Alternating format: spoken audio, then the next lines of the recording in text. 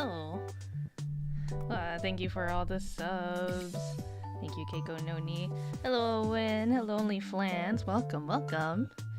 And anyone else who might be lurking? I'm Calico Pascal, Sea Otter VTuber, streaming to you live from the Float Harbor Aquarium. Hello. Howdy doody. Howdy doody. As a certain someone would say. Hello. Good evening. Today we are gonna do some animation in this little animation program called Moho. So funny thing about Moho. So with Moho, so there was I think it's in the description of this video.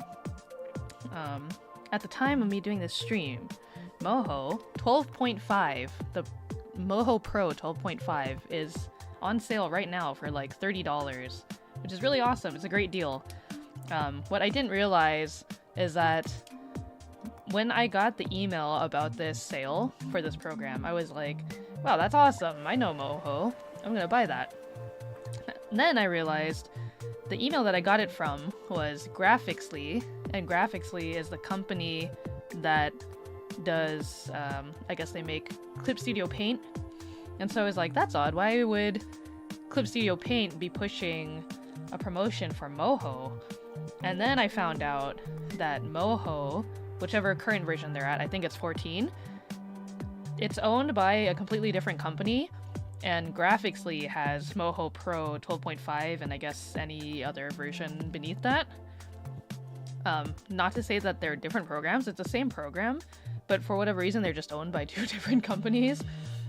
So don't take my word for this. I haven't confirmed this for myself yet, but I believe if you get Moho Pro 12.5 and you try it out and you like it, I think if you use the serial code that you got for your product and you decide you want to upgrade to the most recent version, 14, I think you can use that same serial code in the checkout to get, you basically just pay the difference to upgrade from 12.5 to 14, which is, again, another good deal. Because for Moho 14, they've got these, like, the single user, like, non-professional, maybe just like hobby version of Moho, and then if you want like the really professional, like with all the tools unlocked, that is the, I don't know what they call it, Moho Pro 14, and that one is like the $400 one. So how much for an animation commission? Well, the thing is, I don't even know how to use this program. I'm going to learn. You're gonna watch me try to figure things out because I've never used Moho before. I just saw the deal going on and was like, that's great, bye. I didn't even think about it. And then, yeah, I have not used it whatsoever. Until today. And so I just want to do something really simple just to kind of get the feel of the program. I was thinking of doing the good old classic bouncing ball animation. But my hope is that, well, so I don't know if you guys remember, we talked about Adobe Animate or Flash being put down by Adobe. And then we all thought it was going away forever, but then enough people were vocal about it that, you know, the company changed their minds and decided to make it still available for people who still use it. I hope your investment can be a tax write-off. I unfortunately don't make enough from streaming to have it be considered a tax write-off just yet. Maybe back in the day, if I was still freelancing and doing animation freelance, it could have been, but not at this current point in time. And plus, I didn't spend that much on this. It was only $30. Flash was the end of an era, so true. I actually, because, yeah, it's back. So they didn't remove it completely. It's still available because I think too many big companies use Flash still in their production line. And so I'm sure those companies made like a big stink for Adobe and then they reeled back on their statement. So I'm not too sure what exactly is happening with anime at this point in time, but I have a copy of Flash in my hands at my disposal because it is always morally correct to pirate from Adobe. But I don't use it. I haven't used it in a very long time because I only used it when I had to do freelance work regarding like animation. And even then, when I was using Flash at this point in time, or at that point in time, a lot of the indie groups that I was working for were already kind of transitioning into using Toon Boom or TV Paint or Clip Studio Paint. So there's been a shift already, a gradual shift. And I think it really just all depends on what kind of look you're going for with your production. And maybe just also the experience and accessibility. So anyways,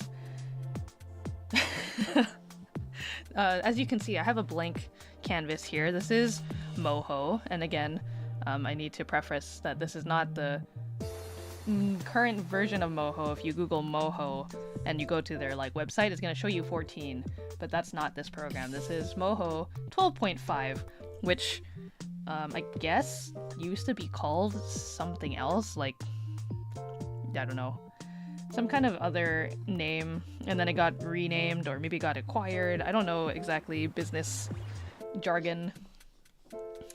But the main differences between 12.5 and 14 is just that 14 just seems more robust in terms of the different tools that are available for, I guess, again, depending on what your purpose of using Moho is for.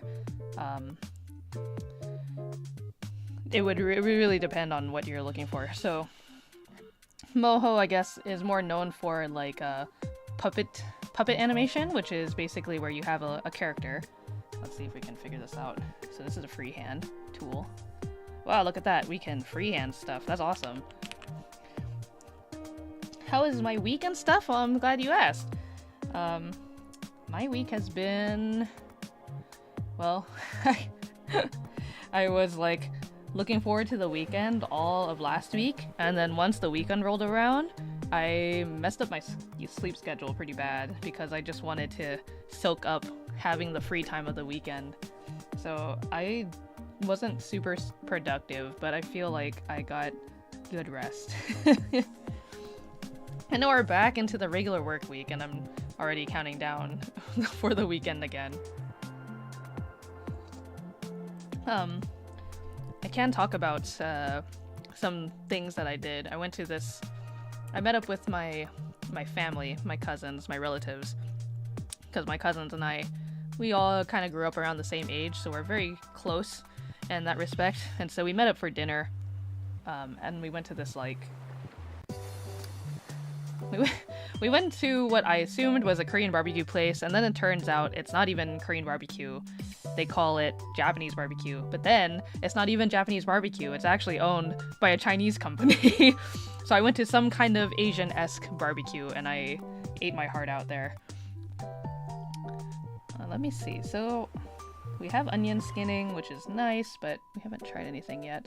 I need to figure out, is this just automatically set to, like, what is the frame count or FPS?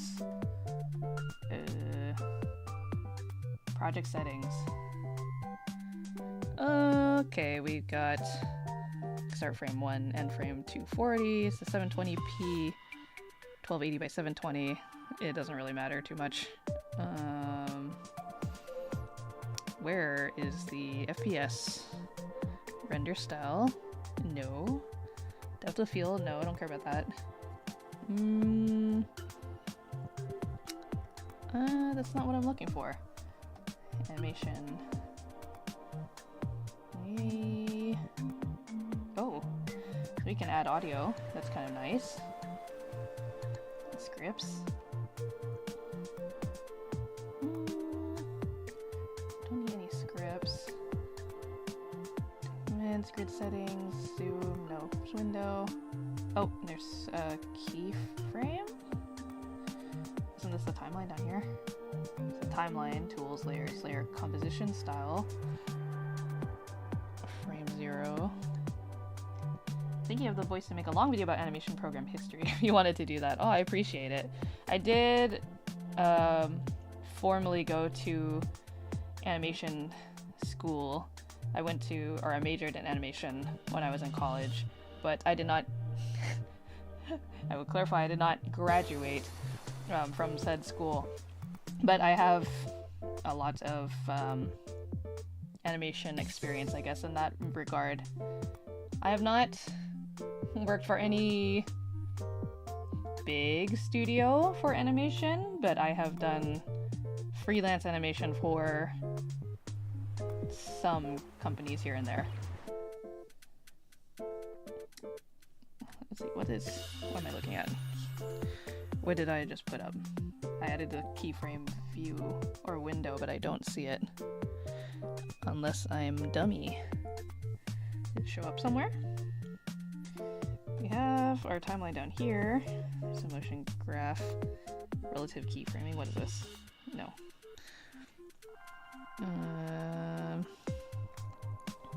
Oh, okay, so these are... Wait, are these the frames? I'm gonna assume this timeline up here is the frame count, and then this is... Wait. No. This is something else. Frame 5. Oh, no. Yeah, these are frames. What is this big one? 0 to 1. Oh, okay, so these are seconds. I see. Okay, good. Okay, wow, that's really zoomed out then. Oh. Because... yeah, this is 1 second. 24 frames for 1 second. Perfect. And two frames for 48, etc., etc. Animation for college is the only form of art in college that's worth... I don't know about that. I'm sure there are a lot of other art majors that are worth going to college for. Art school can be a scam. True. That is true. Oh, I discovered where the keyframe window went. Because it decided to make its own little window. Yeah, I don't think you guys can see it because OBS is like focused only on the main canvas. But I have a keyframe window here. Though this is not... it doesn't... oh! Eh. Wait, so if I draw something... nope. Nope.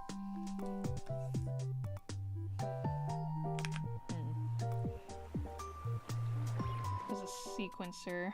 Oh, I see. If you were doing it by layers, there's a motion graph. Oh, okay, I see. Channels. Interesting. They removed sculpting from college courses? No shot. Sculpting is great. Well, I say that now, having done it, but at the time when I had to take sculpting, I was like, this sucks. I don't like it. I just want to draw. But it's actually really formative and good for you. It's a dying art, but you want to do it so bad. Yeah, I can imagine. It's, you know, the amount of like space and tools that are required to do sculpting. It's a lot. Okay, so then my question is, this is frame 0. If I draw, let's say, the circle out here. Oh, wow, it even has a fill. What if... no, I don't... No, don't do that. What if I don't want fill? Can I take this off? None. No fill for now. So if I draw... Okay, perfect. Now it doesn't have a fill. Circle. And then if I wanted a new frame... Let's see. Oh, I'm thinking... have you guys ever seen anyone work with like the... Or if you ever watched someone's pencil test animation, they have... You're gonna have to excuse me, because it's been a long time since I've done animation. I forget what this thing is called. It's like you have the frame count, like here, or maybe in the corner. And then it's usually broken down like this. So this would be frame 1. Then you have, let's say, 3 and 5. So in animation, you can do a hold, which would be when you're working for 24 frames per second. Usually they're in 1s or 2s. So if we want our ball to go fast from here to here, whoops, you know, this might be an in-between here in the middle. I should actually, let's say it's squash. So the middle frame is kind of like that. If we want to make the illusion of it to go slow and then fast, you would add another in-between between frames 1 and 3. So it'd be something like this, right? So then it would just kind of speed up really fast. You watch a lot of artists and animators, and now to see one of my favorite YouTubers do it low-key, I'm investing in the Calico stock. This is more like a refresher for me than me trying to teach you, to be honest. I am rusty in terms of a lot of the terms and things, but I kind of remember the basics. So let's get rid of all this. Right. And I'm still, again, trying to figure out how to even do this. So is this a frame? No, that's a layer. What if I don't want layers? Oh, wait, is this the frame? No, that's layer comps. How do I add... How do I change this to be adding frames? I think that it'd be what I want. I think I very briefly skimmed through like a tutorial yesterday of Moho's general layout, and I think the thing that I'm looking for is actually not in 12.5. It might be Moho 14. Vector 3D options, no, it's not any of this. I don't want layer settings. I'm looking for how to simply add frames. Because this is frame 0. And then if I want to add frame, where is it? Zoom in, zoom out. Is it not? This is layer composition again. Duplicate layer? Wait, is it because...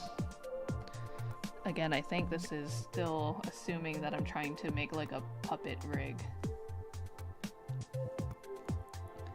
It's fine if you pick up animation again. You want to get a commission from me?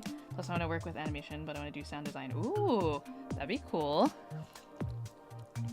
This is so exciting. Yay, I know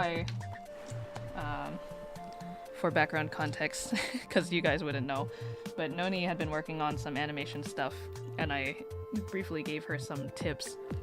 So this... I'm sure this will be a refresher for you too, Noni. And that's if I can even figure out what we're doing here. Interval? No. Onion skin? No. Well, I mean, I do want onion skin on eventually, but I need to figure out how to actually add frames. That'd be something I would like. Okay, so the part of learning new programs for me is I have to do a lot of Google work. So it's a lot of like watching YouTube tutorials, doing a lot of Google. Moho Pro 12.5 add frame, and it seems like very silly because it's just like how do you not know? But it's like, you know, when you're working with a new program, everything is just kind of like, who knows where it could be? It's everywhere. Create a new frame by frame layer in the layers panel. Where? Okay. Is this this? Is it this thing? What is this? That is not it. Is it this? That's not it either. What am I doing? New layer comp, show layer, update layer comp. No. Again, it's not this. Okay, well I made a new layer, but that's not what I am looking to do. So undo that. It says duplicate layer, new layer.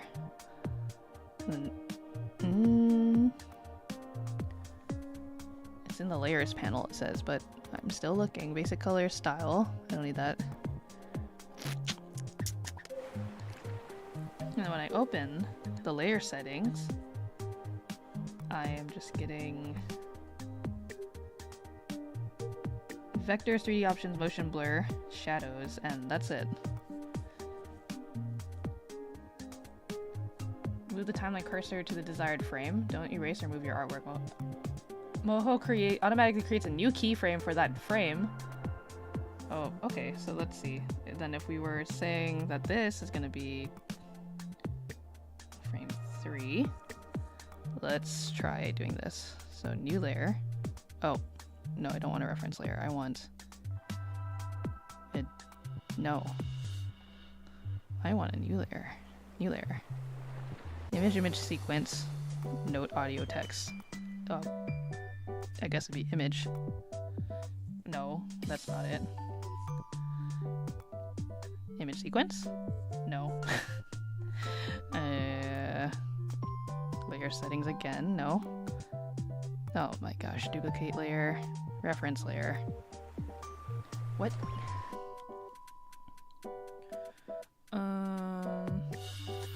Yeah, create a new. Okay. Wait, I have to do it by the layer type? Is that what I'm missing?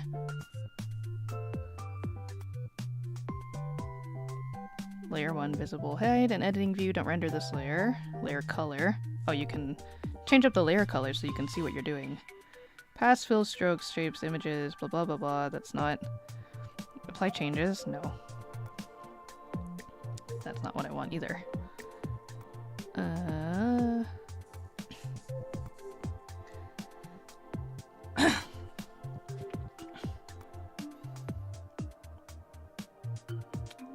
Interesting. Okay. This video... What? This video explains the basics of using keyframes for animation in Moho.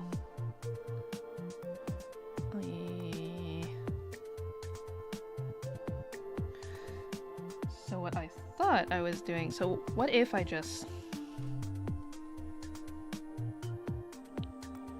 Would it just make a new... Where did my pen tool go? Oh no. What have I done? My pen tool disappeared.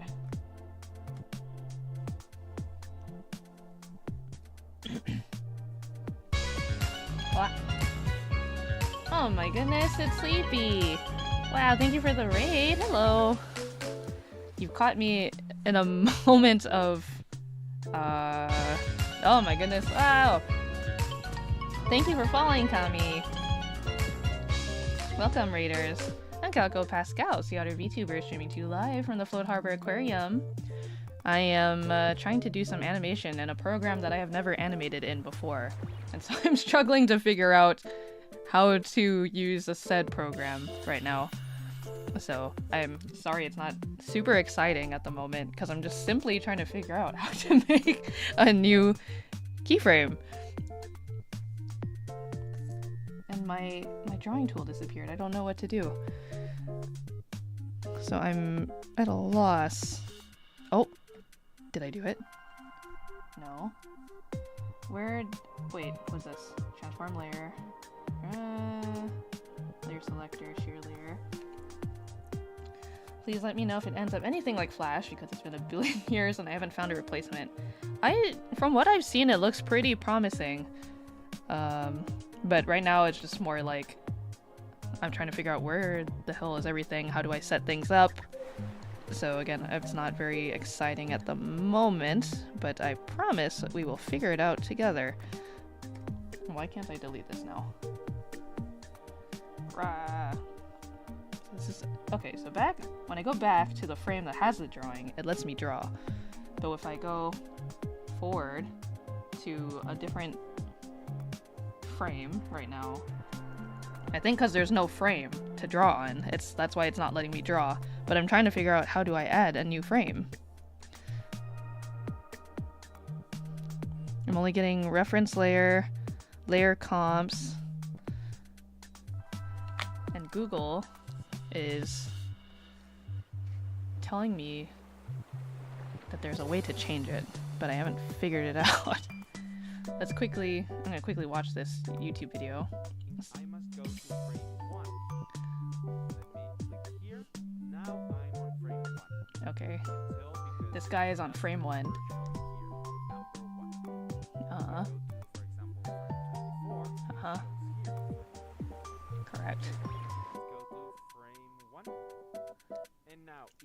I know you can't hear the...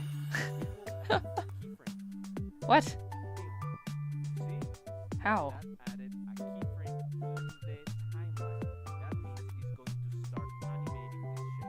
Okay. So if I go to frame 24 and then just move it to the other side. Oh. 2 keyframes. What? That means that I now have an animation. Let me show it. Okay, so this guy has simply moved the shape, which creates the keyframe, but in the sense of trying to do a traditional, like where I just want to draw in the frame. So he's saying, in his example, we have the drawing in frame 1, and then I drag it out on the timeline to the correct frame that I want. So let's just say 3, right? And then I move said shape. Whoa, okay, or make it bigger. I wanna move it. If I move the shape, now that creates a new key. I see it. Oh, you can hear it? Whoops, my bad. Let me change that so you don't hear it. It should be under... Okay. There we go. Now you should not be able to hear it. Sorry about that. You heard random tutorial guy talking about making keys. No, let me listen to it. We raw dogging this without tutorials? A little bit. I'm mostly using the tutorials to kind of figure out where everything is, because whenever I'm handed new UI, I'm just like, what am I looking at? I don't know. Where is this thing? Where is this that? Blah, blah, blah. So we are figuring it out together. But so far, I now know. It seems like Moho will automatically create the frames for you. See how now we have frame 1 where I drew the thing, and then I drag it over to the frame where I wanted it, and then that created a new frame for it. And now we've got the interpolation between frames 1 and 2. Oh yeah, you can see the onion skin as well.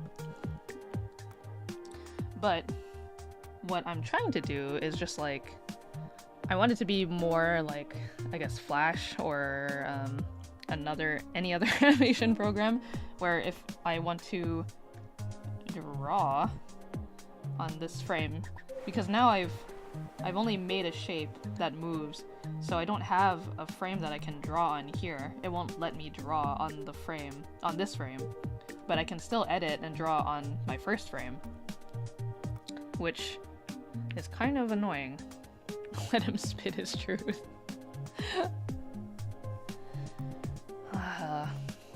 So, let me see. I think there's... Okay, well, yeah, this is just for moving shapes around and stuff, but I want... Okay, this one, character animation of a 2D animation, like a more traditional one. Again, it is now muted, both on YouTube and also on OBS. Oh, excuse me. I just want to figure out... Okay, guy. Well, no, that is like a character rig. I'm just trying to figure out how to draw and create new frames. Back to Google. Oh, Pro.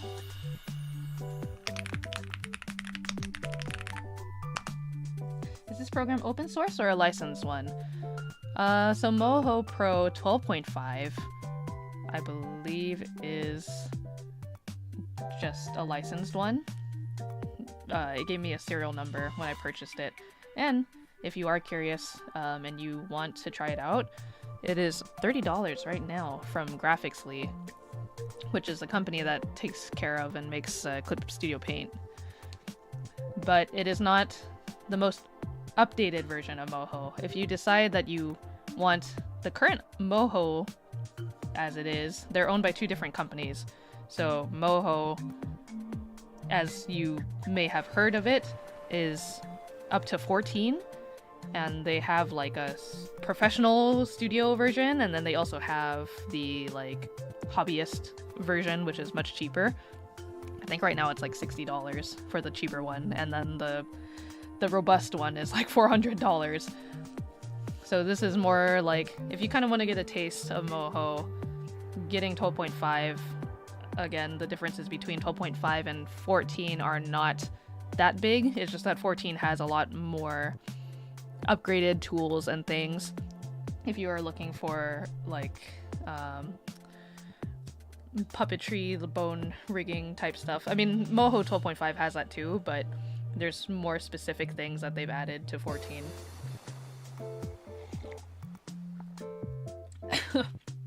Someone in chat, can I hold a calm $30 to try the program? I gave it a little test run. Okay, so we've figured out kind of how to make new frames, but the problem is I can't redraw on the new one. Also, Sleepy, if you have to run, I appreciate you for raiding. I hope you had a good stream. I saw you were doing a variety, but I didn't catch exactly what you were doing, if it was just chatting or if you ended up doing something else. But I hope you had a good stream.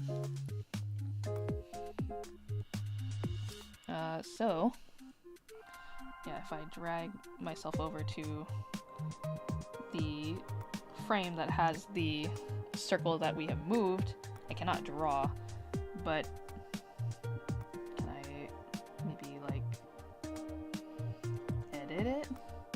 Oh yeah, I can scale it up and change it however it looks like, but then that just adds the interpolation between, yeah, the first frame and then this one, which is not what I'm trying to do. I just want to be able to draw on new frames. $400. Yeah, I'd stick with the 60. I was talking about this earlier. Even though they are owned by 2 different companies, I do believe, but I haven't confirmed this for sure, so I'm not completely sure if it will work because they're owned by 2 different companies, but I think if you have the serial code from the 12.5 and you decide to upgrade to the 14, at checkout, when you go to buy the new version, you can use the serial number that you get from 12.5 to kind of get, like, you pay the difference between upgrading from 12.5 to the 60, I believe. I don't know if it'll actually work.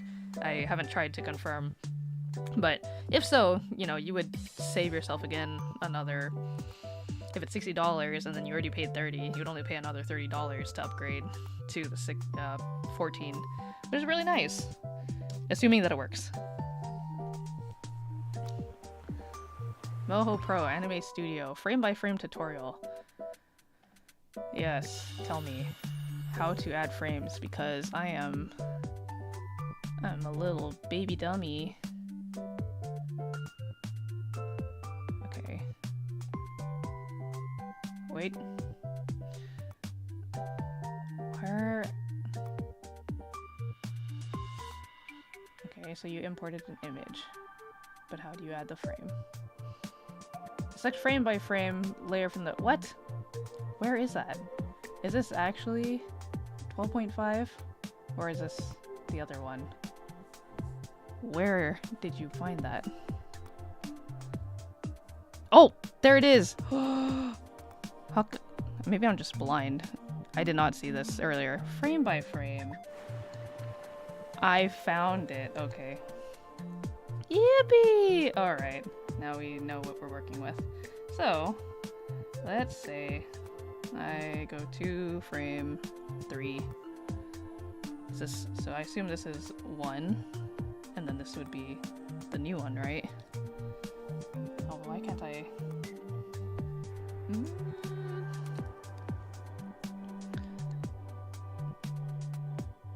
Okay, hold on. Still viewing the tutorial.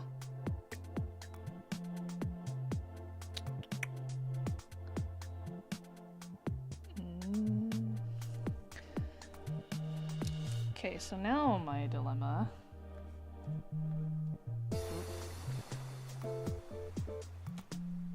Okay, so this is 0. And then I go to frame 3. And my drawing tools are still gone. So is it because I started this one on a different type of layer? If I get rid of it and get rid of this. No, it won't let me. Go away. Be gone. Go to the layer. Be gone. Is there a way to... Oop. No.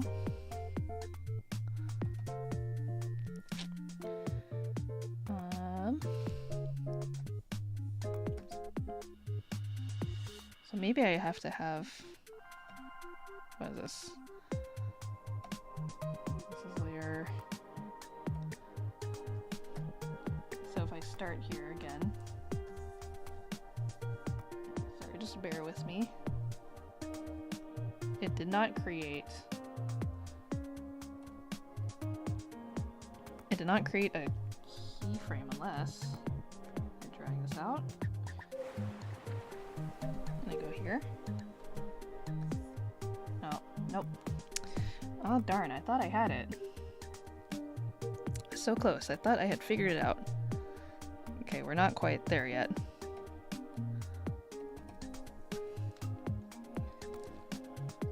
So, you gonna shower and then start drawing? Yippee! Yeah, come hang out. Come do some drawing.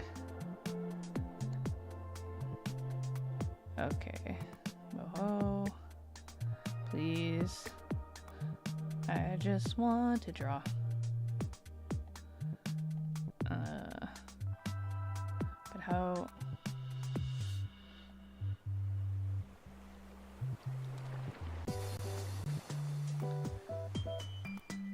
Now select frame by frame layer and click on the new frame button. What? Hold on. Pause. Pause. How did he do that? Okay, go back to frame 1. Draw. Draw circle. Why am I here? What in the world happened to my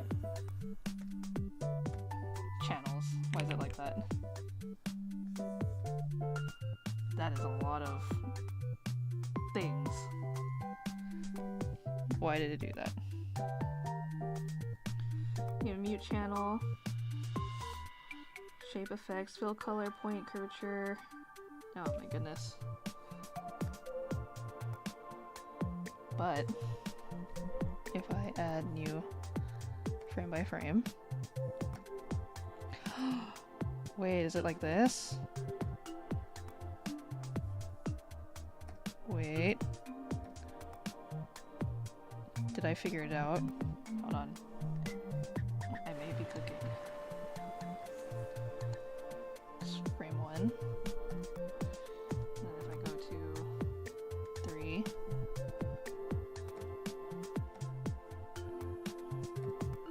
And then add new. No, nope. I thought I almost had it. Reference layer.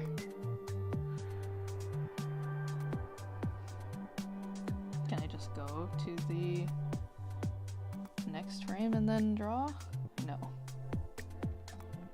See, that's also the thing that's like kind of giving me a mind block, is that my brain is just like, okay, but how do you do it this way, when I should know that not all programs are gonna focus on this the same way.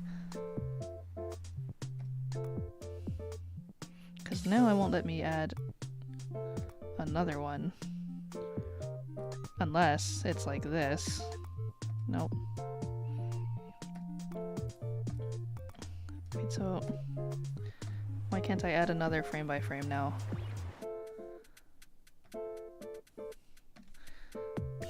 This is to duplicate the layer, reference the layer, delete layer, new layer. Yeah, but then when I do that, it won't let me do frame by frame again. Is it just another image? No.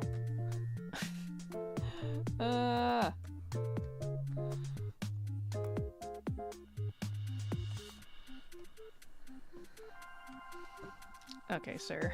Tell me more. Okay. Good. Mm-hmm.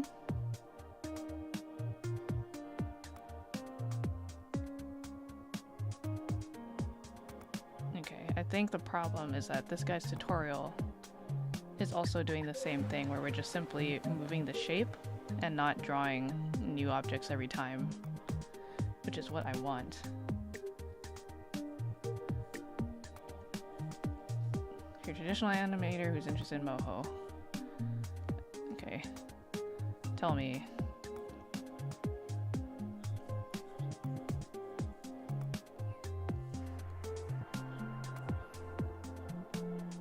Mm-hmm.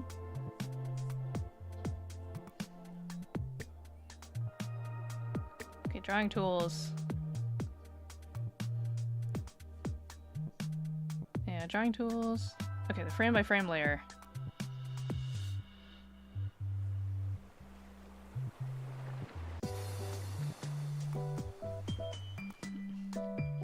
Okay.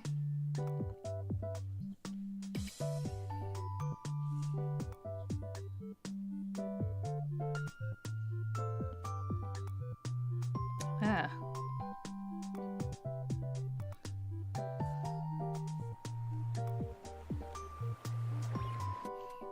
I got a not full screen, but I need to make this, because the video linked me to a Reddit. I'm just trying to view the video, my guy. I need to be able to see. Alright, so frame by frame layer. Yes, the layers is the part where I'm getting lost in the sauce.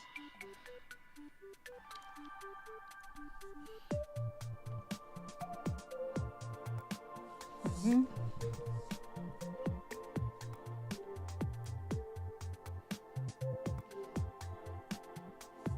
Mm-hmm.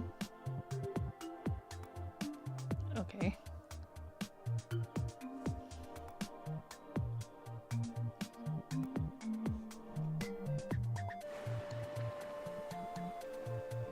Okay, somehow his timeline looks a little different than mine. And I'm trying to figure out how.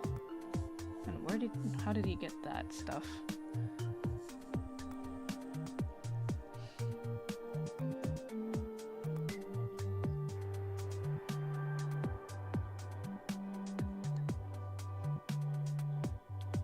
Wait, okay, starting from the beginning.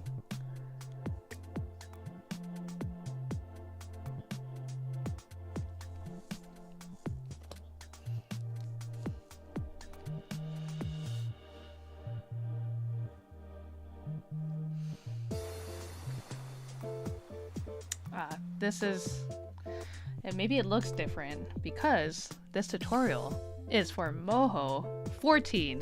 See, this is why it's getting a little bit confusing. Some things are more or less the same and some of them are not.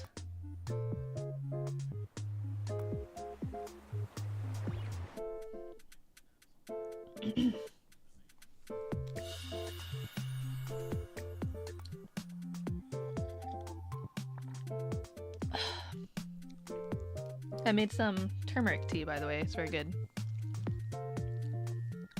Oh my god, I'm sorry. It's been an hour and I'm still with my single circle. Mm-hmm.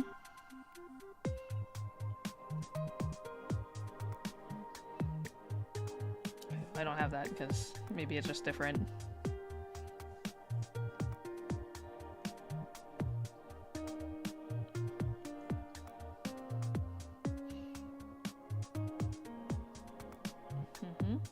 We love a circle.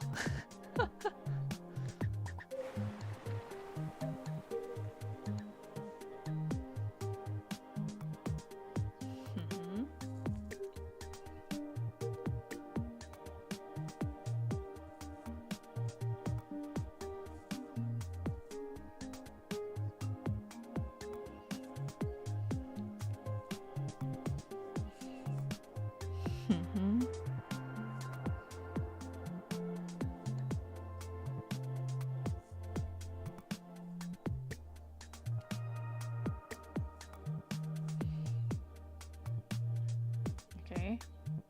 He is drawing. I'm waiting for the part where he adds a new frame.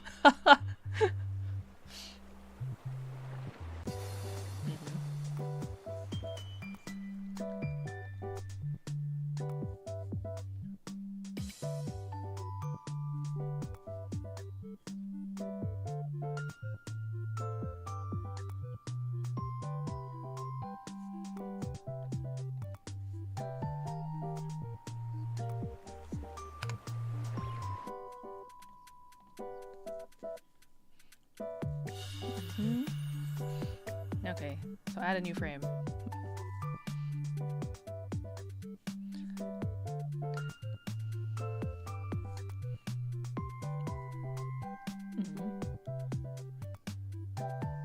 It does have a frame 0.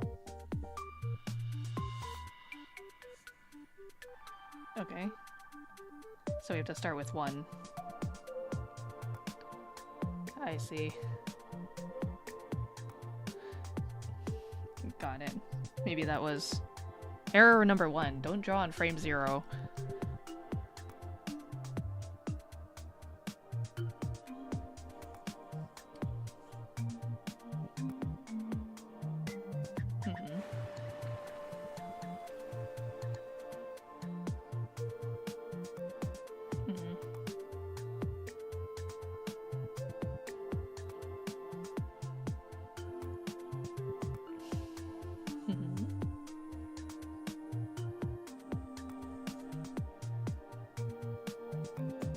Oh, wait.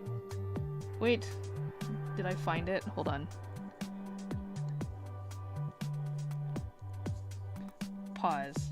I think I may have found it accidentally. Not even through the tutorial. I was just looking and I was like, what is this? Alright, so let's just say frame 0 again. I'm gonna draw here. Oh, if I can draw. Oh, let me draw, please.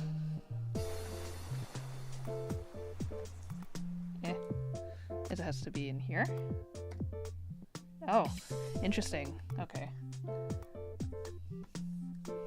Okay, though I think I might have figured it out. Anyways, so before he continues... Oh, well now where did it go? It's gone. Okay, so when I go back here... Oops. There's... I don't know if you can see it on screen. This little tiny thing. This says new frame when I hover over it. However, if I add a new frame... Ah, okay. Waka waka! We're learning! Oh my gosh, okay. So then what happens with this? What do I do with this layer? Is this even worth having? Or should I just... So if I said that this is 0...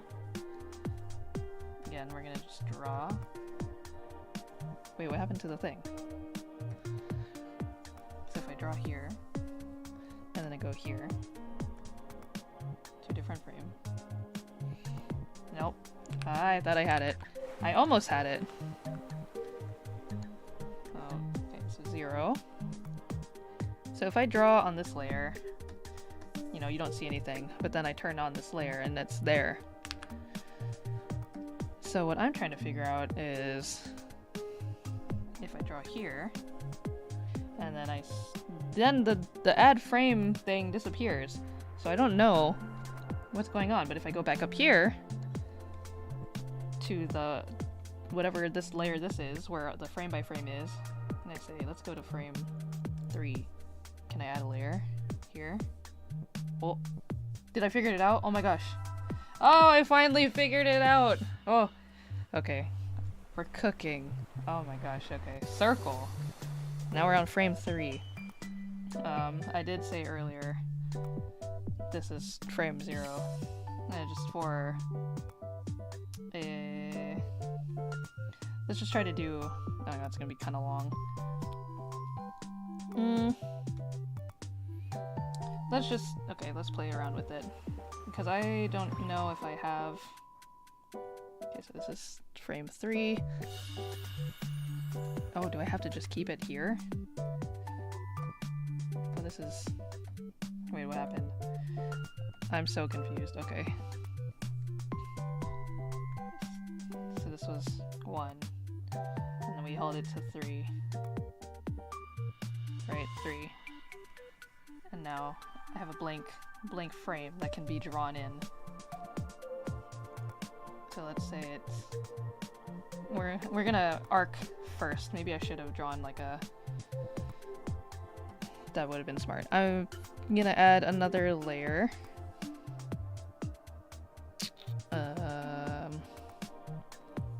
Or not. You just do it on here. Okay, let me start over. Now that I know how this works, let's start over. I'm going to delete that and delete this. So, is this the frame by frame? Oh, why is my time, why is this still here? Delete all that. Okay, so I think this is already the frame by frame. So we're going to add a frame. Now this is frame 0. Frame 0, I'm going to draw our pathway to make this a little bit easier to kind of visualize and we can reference back to. So let's say it's going up like this. That's a little steep. I want something like, maybe like that, and then it'll go out. So we have like 2 impact points, at least like 2 peaks. Maybe this is a little high, but whatever. We're gonna use that as our path. And then I'm going to go to frame 1. See, I wish I knew how to make just a, and I'm sure there is, I'm just a dummy, because I haven't figured it out. Because I want a layer. Oh, can I just do like vector? Oh, there we go. Okay. So this is going to be our reference layer. Let me do that again. So, yep. Oh, okay. Just kidding. I just want to be able to draw. Can I please do that? Oh, what the? This one has a frame, this one doesn't have a frame. Okay. We're gonna call this our... Can I just rename it? We're gonna call this our path. Hi, bro. Hello, bro. Welcome. I am now just finally figuring out, an hour in, how to add frames onto Moho. This is my first time, so please be patient with me. We're gonna call this our path sketch. What is this? Moho is an animation program. Wait, I thought... No, this is not what I want. Gosh darn it. I thought I would be able to... Oh, wait. Ah, okay. So, Moho is an animation program kind of similar to Flash, Adobe Flash, or Animate, whatever it's called now. And I'm just kind of testing it out and trying to figure out how it works. Why... Stop it. And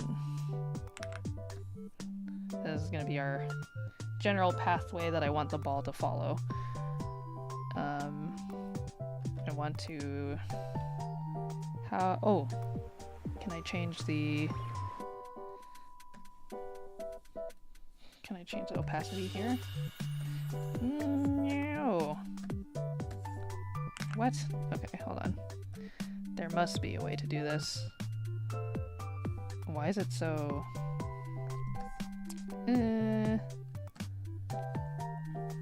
Hold on. Turn off onion skinning for like 5 seconds. Why is there 2 of these? What did I do? I messed something up.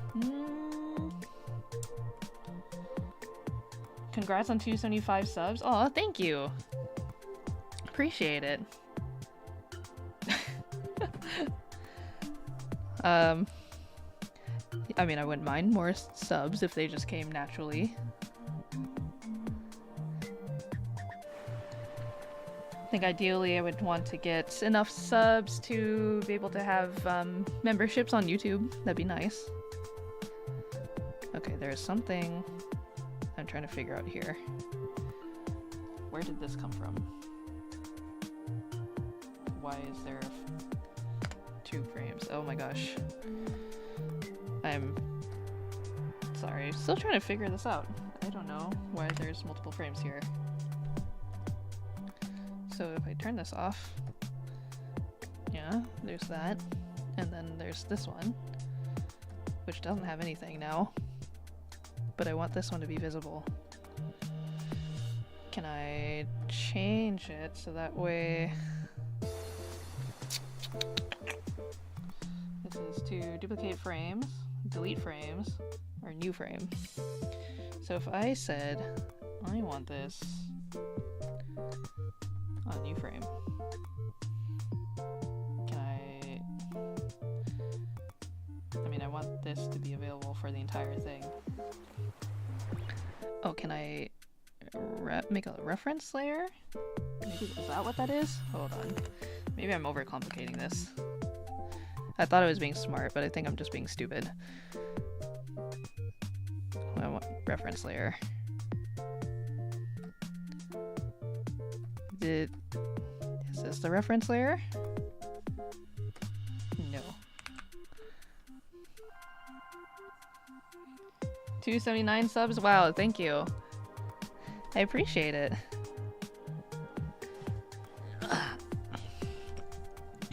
Let's see. Okay, so I'm still trying to figure this out because I want to have I want to have this one frame be available to see throughout the whole animation. But for some reason, when I try to do that, duplicate frame. Oh, there we go. Maybe I figured it out. I think I maybe did it accidentally. But again, why is it still so... Whoop. Sorry for bumping into my microphone. So if I make a new... Nope. I don't understand. Okay, I thought I had it, but maybe not. So I wanted a reference layer to just kind of be able to follow the pathway instead of trying to draw straight. But I think that is taking more brain power than than I would like. Okay, let's try this again. Get rid of these keys. So new frame. From 0. I'll have a circle. Just a big circle. There we go. Circle. Then we're gonna go to frame 3. Oh, wait. Oh no, that's fine. And then a new frame here. Ah, okay. I see. And then this would be frame 3. So let's turn the onion skin back on. Though. Okay. Oh, I see. It's just because this is frame 0, and then if you're just counting 1, 2, and then 3, where it finally starts moving. Got it. So we're gonna say, let's say it's already had its peak, so it's starting to come down a little bit. I think. Sorry, my circles are not gonna be perfect. And it's gonna look kind of ugly. Come on. That's too big. I think you can actually adjust. Oh yeah. Oh. Here's a couple different tools here where you can adjust the different points. Ooh, because it's a vector. So we can just kind of adjust as we want. Anyways. So then now, I wanted to slow out. So we'll go 1. Oh, I should have done 1. Oh no, 1, 1, 2. Then it's frame 3. Probably to 5. We're I think from 5, can start speeding it up, so 5, maybe 6, 7? Let's see. Sure, it would be handy if I actually planned it out accordingly. So let me see. Let's think. Again, I'm gonna make a little chart here.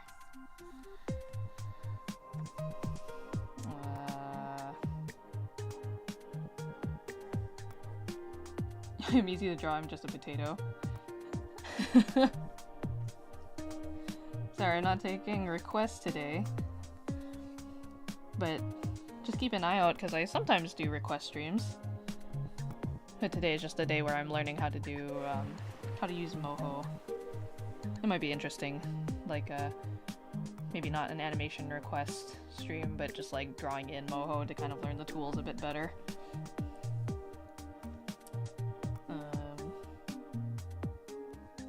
Yeah, if I said 1 through 5, and then this is 3, we have hold to 2, and then just skip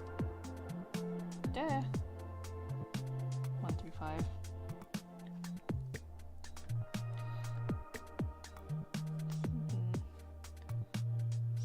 Well, I guess technically that's 3 frames because we have frame 0 by accident.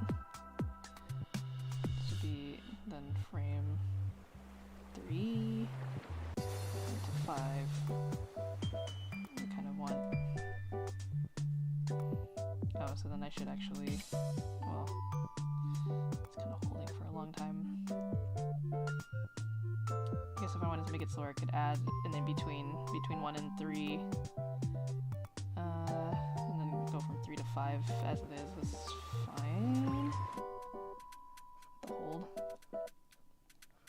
Yeah, this is an animation program. It's not a drawing. I mean, you can draw in it, but it's not meant for illustrations generally. I should probably... Can I add in between frames? That is a good question. Let's see. I did 1, 2, 3. Do I want to do that? I guess so. I could add the frame 2. So then between...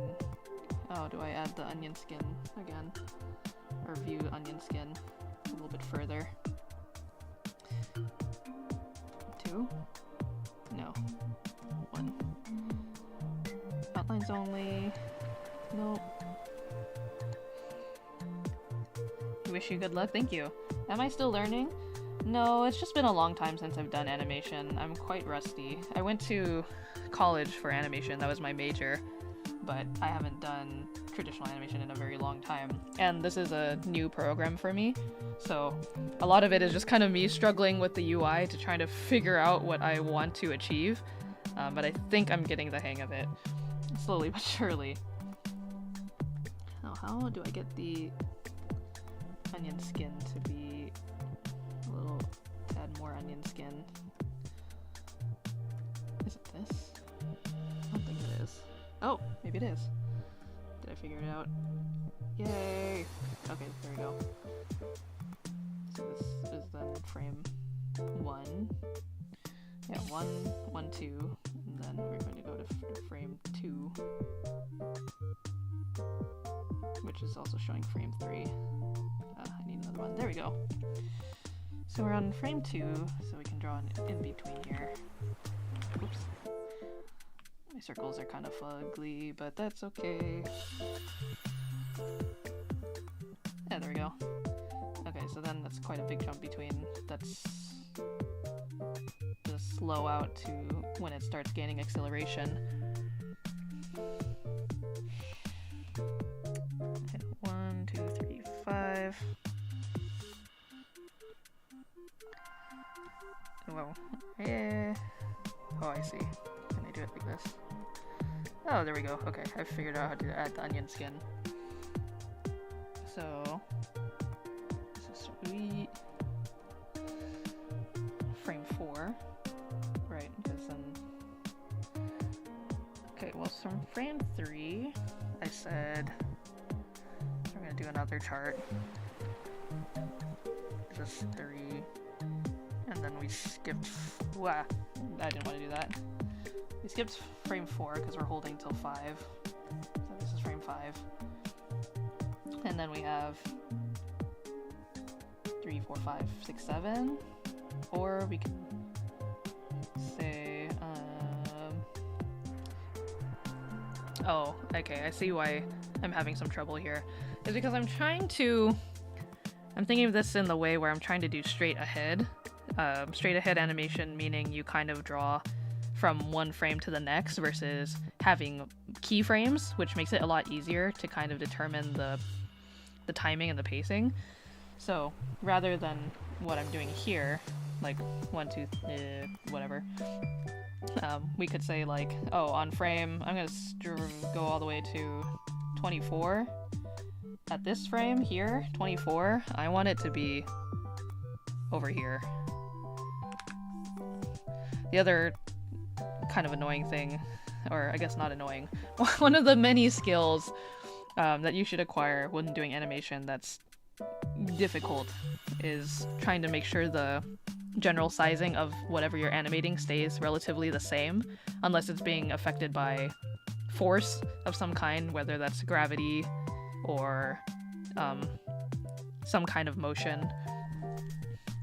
So in this instance now, we have a whole timeline here from the beginning, 0, all the way up to frame 24, which is 1 second.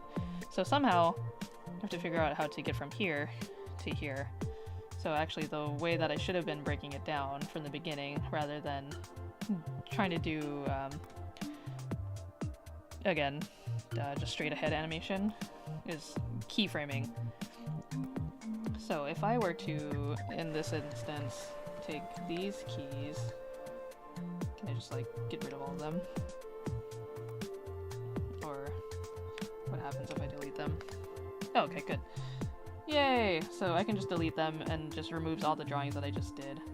And then it shows, yeah, this is the frame. This is, okay, so now this is showing, if I said that frame 5 was a keyframe, that's the keyframe for 5, and then from 5 to 24, it's like over here. So this is kind of helpful, so I'm gonna get rid of this timing chart,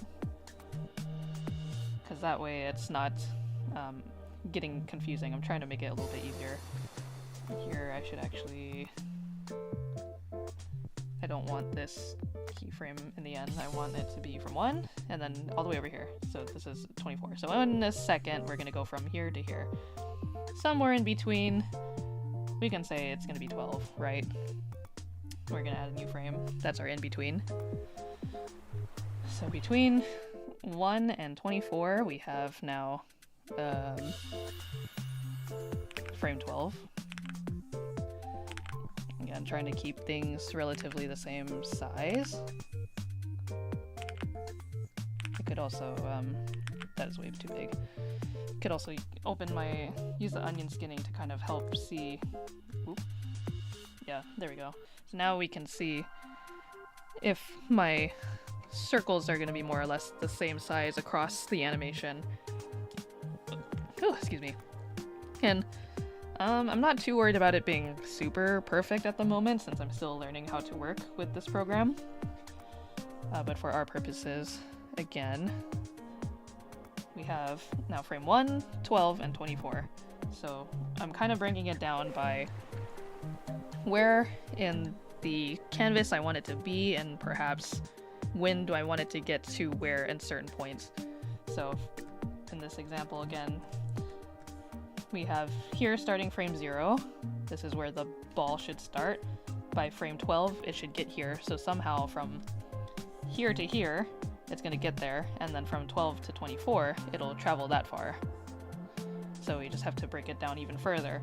So from 0 to 12, we are going to then say probably frame 6 is what I would... Let's just make it kind of even in terms of like where I want the main keyframes and the in-betweens to be. So let's say, oh, yeah, there's frame 12, there's frame 1, and I'm gonna add a frame here for 6 for that in between. And there's frame 1 and 12, or 0 and 12, sorry. And then, so somehow, I think I want the ball to have its first contact with the floor between frame 0 and frame 12. So on frame 6, I want it to be here. And because it's having contact with the ground, I'm kind of flattening it out, which means the force of which the gravity is going to have on the ball before it hits the floor is going to be kind of rough with as flat as I made this ball. But we can adjust it to be a little less so maybe it's not as strong of a force, so we have it less of a pancake shape and maybe more like, I don't know. I feel like, oh, that's kind of big. Revisiting the old, or like the tried and true classic simple animation tests are a good way to kind of figure out how physics and speed and timing works in animation, which is kind of why they have you start with that first before you get into the more complicated stuff. Because once you can apply those ideas to really simple shapes, you can start making things a little more complex. And for me, who hasn't animated in a very, very long time, this should be really beneficial for me. And so, again, we have frame 0. Turn off this onion screen. So from 0, we're going to hit 6, which is our in-between between keyframe 0 and 12. So somehow between frame 6 and frame 12, it'll go from this flat shape to bouncing up again. And so with that same thought in mind, I'm going to say the in-between from 12 to 24 here. Let's do a onion skin so we can see. There should be another contact point where the ball hits the ground before kind of landing here again. And so working with keyframes this way allows you to kind of plan out the timing of things instead of just going straight ahead. Straight ahead is, I think, much more intuitive and maybe easier to do when you're working in a digital program. Whereas if you're working traditionally, it's kind of harder to fix. If you do straight ahead animation and then you decide, actually I don't like the way that this looks and I want to fix the timing on things, it's a little, you have to be much more frugal, or I mean you have to be more okay with tossing out drawings and having to redo things, whereas at least digitally you can simply just select the frame and move the drawing around pretty easily, which I think is nice. Probably one of the benefits of doing digital animation in that way. So, okay, between frames 12 and 24, what is the halfway point for that? Like, yeah, is it actually 18? I guess it would be. Oh yeah, because, yeah, 12 to 18 is 6, 18 to 24 is 6. So then, back here. Oop. Okay, so I've learned that to add the onion skin, you simply just click where you want where you want to be able to see the frame. So in this instance, I'm going to add a new frame here on frame 18 for our in-between frames 12 and 24. And we're going to say another contact with the ground. I don't think from 12 to 18 with the contact on the floor, I don't think it's going to have as much force to be like this. That'd be kind of insane. There's no... Unless something came out of the air to smack it back onto the floor, it's not going to be that affected by force. So if it's just simply falling and then coming up and smacking the ground again, there's not going to be as much resistance.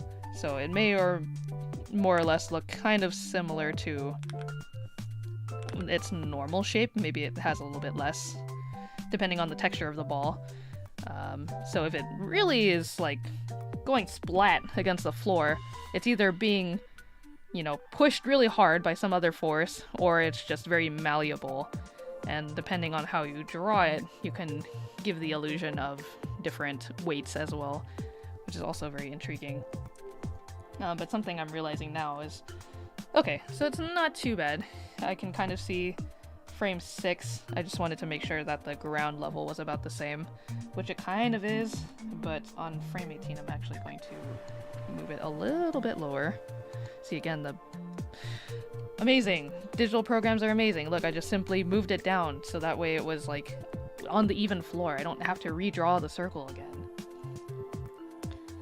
Having to redraw paper drawn frame sounds so painful.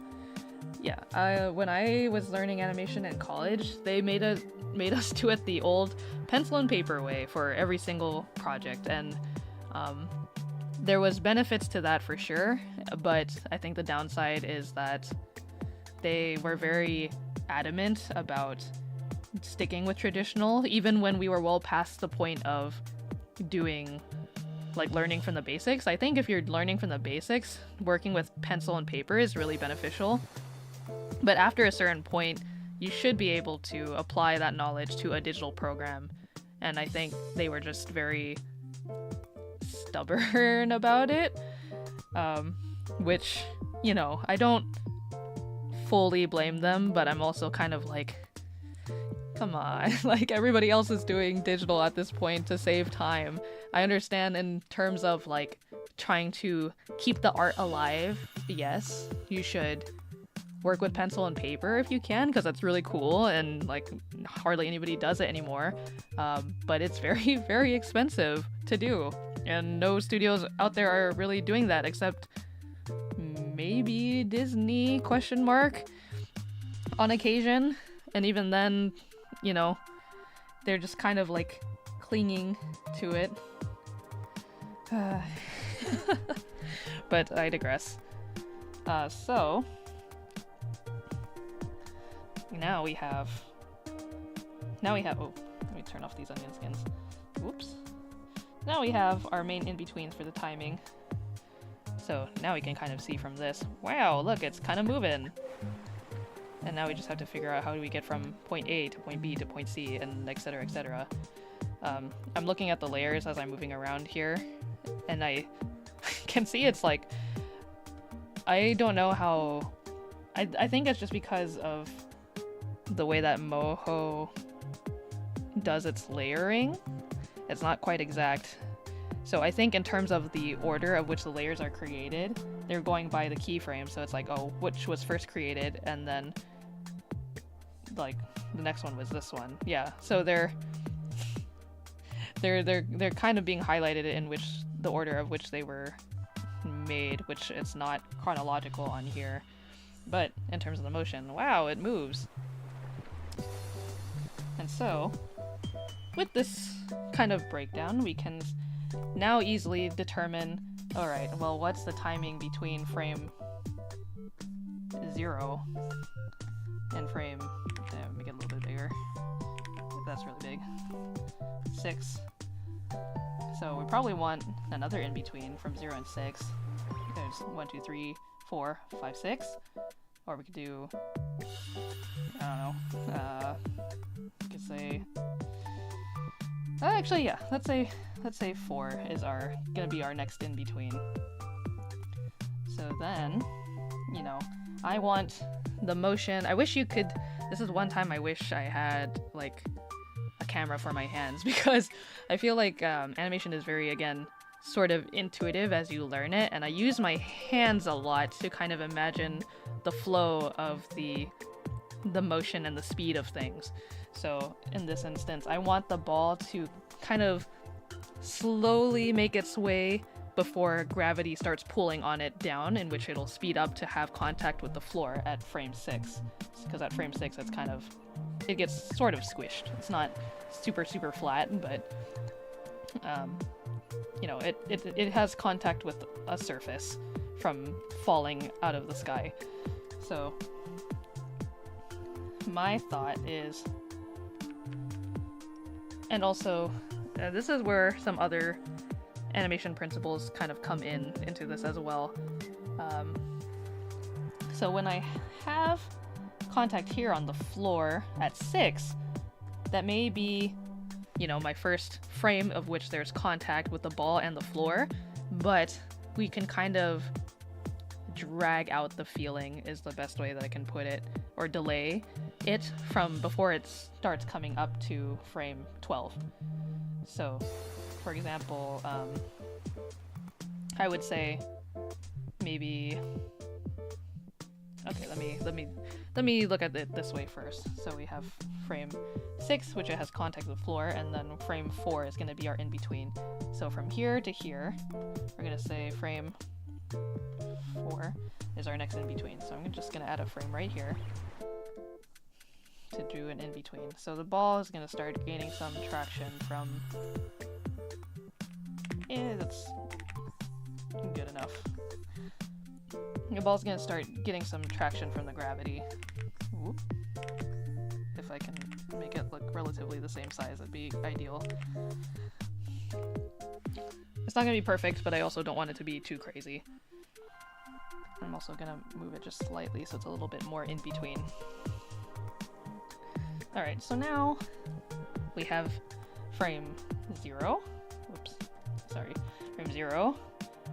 Our in between, which is going to be 4. And then frame 6, where it first has contact with the floor. So we can make the motion between these points.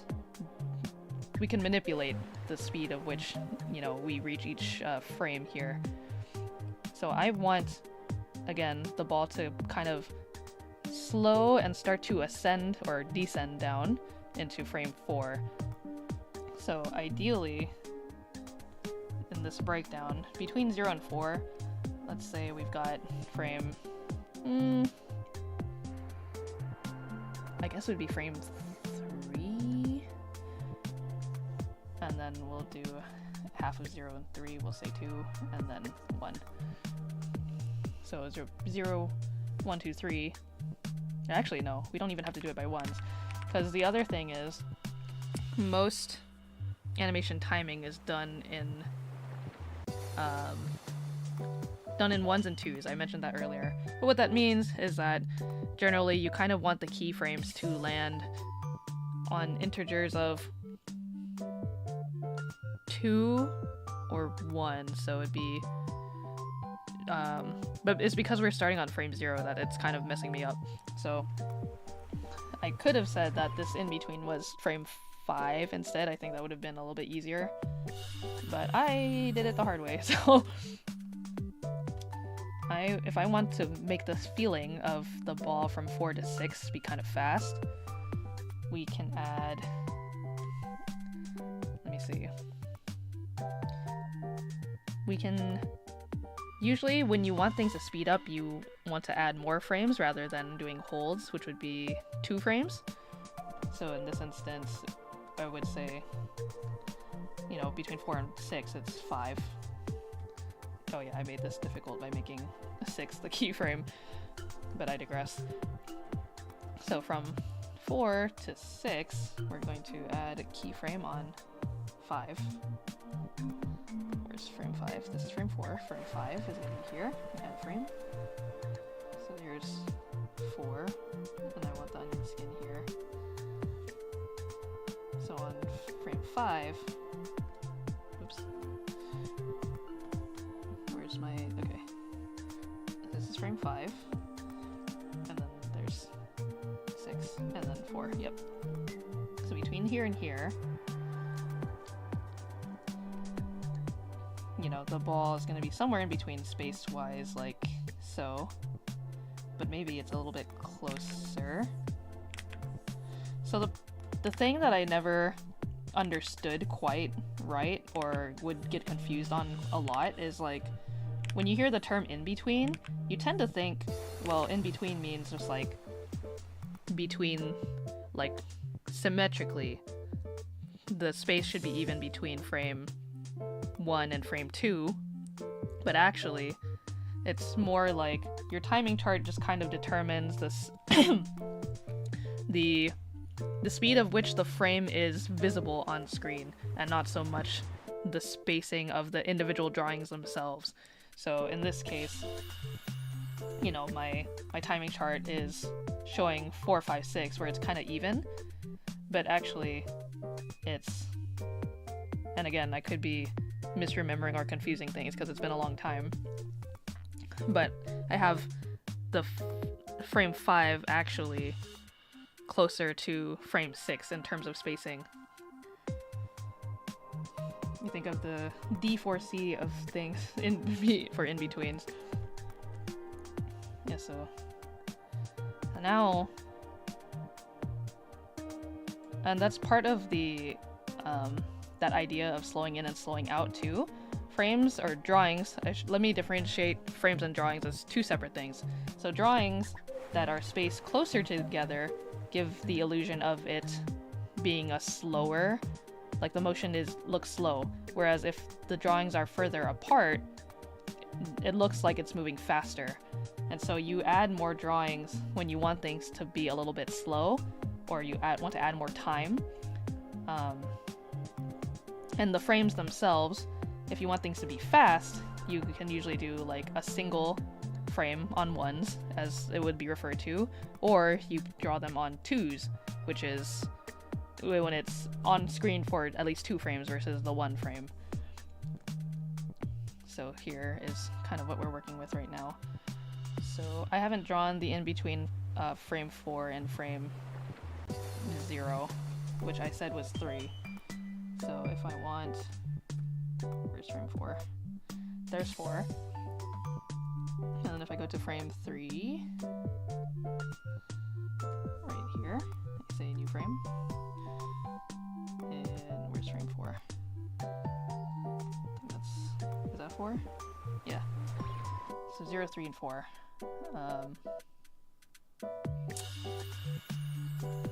Yeah, because I don't want this to be held on 3 frames,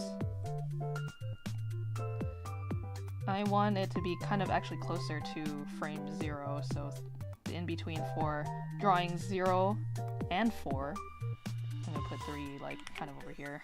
Oops. And it should still look more or less like a regular circle because gravity hasn't started pulling on it quite yet. So now, as you can see, we have 3, 3, 4, 5, 6. And then between frame 0 and 3, I'm gonna say I want it to be slow, so we can actually have this be frame 2.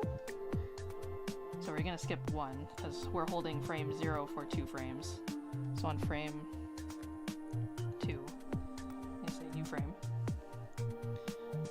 And then, so that's 3, so then frame 2, which is right here, I'm gonna do the in-between, which again is just more or less a normal circle. Yeah, that's good enough. No, I'll redo it.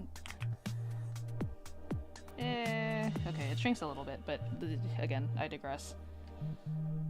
So we have 0, 2, oh, let me turn off the onion screen so you can, onion skin, not onion screen. So I have frame 0 held at 2 frames, or drawing 0 held for 2 frames. So then on frame 2 is when it starts to move. So this is between 2 and 3. You can see the gravity starts taking hold of it, going 3 to 4. Well, now it's really picking up speed. And these are on frame, on ones. So again, these frames are only being held for one frame instead of 2 frames. And we're gonna go down from 4 to 6. Oh wait, this is 5? No, this is frame 5. So 4, 5, it's all on ones, and then 6. So 6, I want to hold out for 2 frames. So we're gonna say frame 7. I'm going to add a new frame here. What does it look like it's only on ones though? Am I just dummy mode? Oh, I am dummy mode because it should be frame 8, not 7. So if I want it for 2 frames, there we go, frame 8. Ah, okay, so maybe that's also where my my mistake is coming from. I could have... Okay, well, in this case, I think I'll have a better handle of it. I can count. I know math. So we're holding frame 0 for 2 frames, so it's 0 to 1. Frame 2, we have a new drawing, which is held on 1 frame. Then we go to frame 3, which is also a single frame. Frame 4, another single frame. Frame 5, another single frame. Then we get to frame 6, which is held on 2s, so 6, 7. And then what I'm going to do here for this part, I'm going to onion skin frame 6. So yeah, so frame 6, it's when we get first contact with the floor. However, sometimes if you want to add an extra little flair, you know, in terms of motion, you know, the force is still going to be moving the object even if it's already made contact with a surface. It's if you've ever watched like a ball being shot against a wall in slow motion, you can kind of see that it splays out a little bit further than what we initially take it for. So rather than having it go from this one frame and then start moving again, I'm actually going to flatten it out just a little bit more. I don't want to make it too flat because then you would imagine that the material is maybe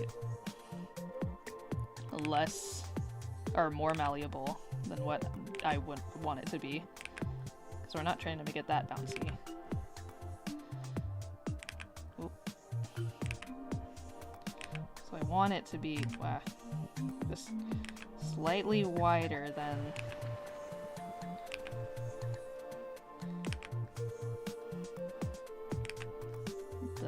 the frame where it's getting first contact, because now the force is still pushing it forward a little. It's something like that, right? It's not, again, not perfect. But usually those extremes, that's what they're called, because it's like pushing the frame or the motion. The extreme I'm only gonna have for a single frame, so then I'm gonna add on frame, what was this, 9? Yeah, a new frame. So, to recap, let's turn off the onion skin real quick. It's frame 0. And it's gonna start moving like this. And then it hits its first extreme. Whoop. And we have motion. But I have yet to add the in-betweens for the rest of it, so it's kind of chunky from this point. I'm curious if is there like a stop? In other programs, there's a way to make it where if I press play, it's not going to go all the way to like beyond a certain point, and I don't know how to add like that kind of end marker yet. Oh, interesting. This even lets you jump by keyframe.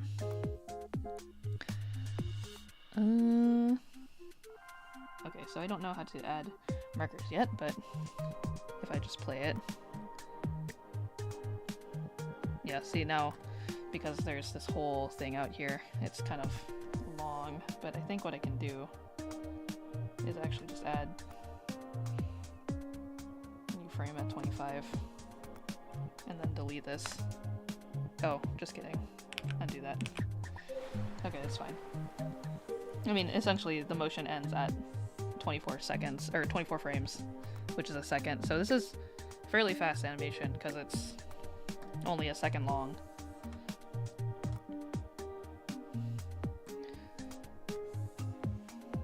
So the thing is, we can play around with it too. Like if I said, oh, I want to extend this a little bit further, but then that changes how many drawings you have to do, especially if you're working at 24 FPS. Look at it go. Okay. Well, let's just quickly start adding in the in-betweens for the rest of it. So we've done 0 to 6, and then we have to go from frame 6 to frame 12. So on frame 6, we're going to do another diagram, another timing chart. We're at 6, now we have to go to frame 12, somewhere in the middle. I guess the other mistake that I was doing is I'm realizing I'm drawing it kind of, again, in between, but I think you can literally just say, like, oh, if I didn't want the drawing to be spaced evenly like this, I want it more like this, so where this drawing is closer to this drawing. I think that actually is the correct way to do it, and that's the way that you should be doing it, and that translates a little bit easier. But, yeah,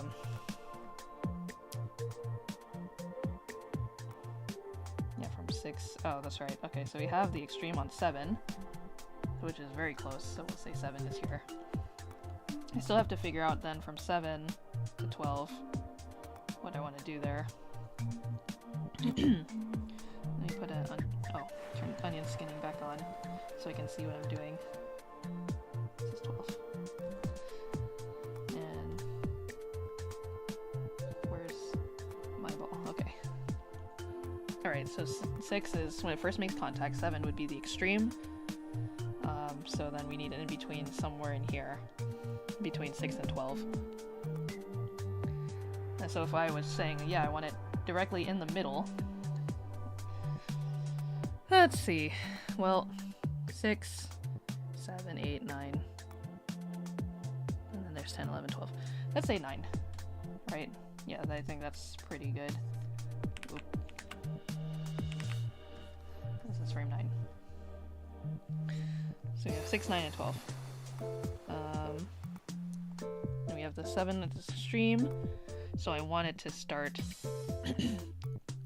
I want it to slow in to when it's going in the air again. Like I kind of want it to hang in the air a little bit, if that makes sense. So the frame should be closer to the frames. No, the drawings should be closer in terms of where I want it. So this is 12, and then 9 would be somewhere here. I could say, no, not 6, 7, stop. Oh. Could do 9, 11, 12? And hold 9 for, no, we could do 9, 10, 12. Again, they make this hard because they gave us frame 0 as our starting one instead of just starting at 1. So, yeah, if I said 9, and then I want, what did I say? Closer, so 9, or 10, 12, so then, no, I want,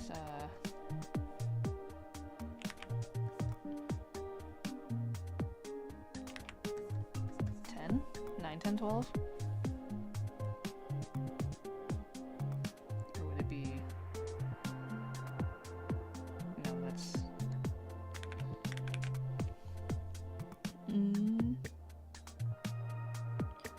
Be 9... Oh yeah, 9, 10, 12. And then 8 would be between 8 and 9. So 6, 7, 8, 9, 10, 12. Or I'm thinking. Stop! Enough! Hello, A-Ross. Howdy doody.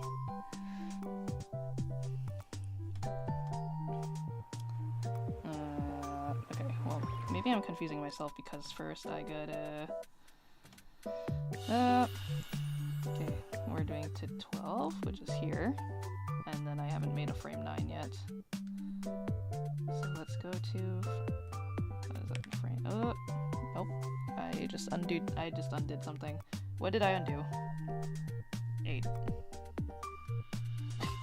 Okay, 6, 7, 8, 9, 10, 12. So this is extreme 7, this is frame 8, and this is frame... oh, this is 9, just kidding. So... ah, dang it. Okay, I did it again.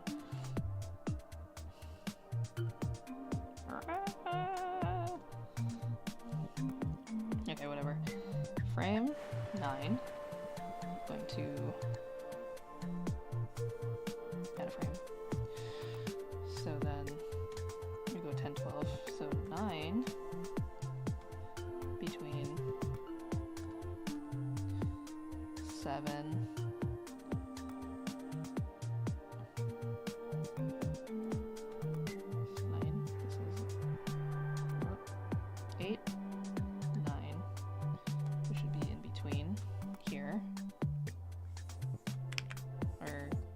Normal ball again, and then frame 10 is going to be in between here. It's a new frame. Okay, but that's, oh, there we go. 10. Oh, wait, where did I mess up? Oh, okay, I see. So this is 10. There we go. And then it's just gonna go right into... oh, but I wanted to slow in. So that's not gonna work. Yeah, I think I am confusing myself, so...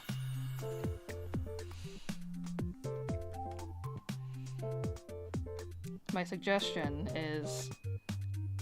listen to maybe my what I kind of have to say, but also don't take it take it with a grain of salt, because it has been a long time since I've done this, and I am getting messed up with the fact that they had me start on frame 0 instead of frame 1. I wonder if there's a way to change that so you can start on just frame 1. But whatever. So 6, 7, 8, 9, 10.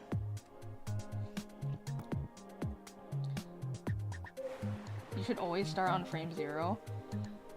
I'm pretty sure they had us start on frame 1, because then you go from... you can do it easily from integers of frames 1 or 2. I mean, I guess you could still do that with frame 0, but I think in terms of total frame count, it's kind of...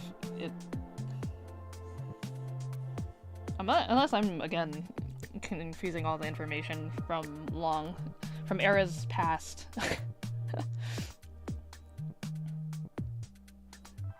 But yeah, I did try earlier to draw a path, but I couldn't figure out how to keep it on as like a reference layer. And that was something I didn't want to deal with because an hour had already passed and I hadn't done any animation. So I just kind of am winging it now. I think it's just more a skill issue on my part right now because I'm still learning how to navigate the UI and the layers and stuff. So I'm sure there is a way to add like a reference layer, but for now I can't figure it out, so we're just doing it this way.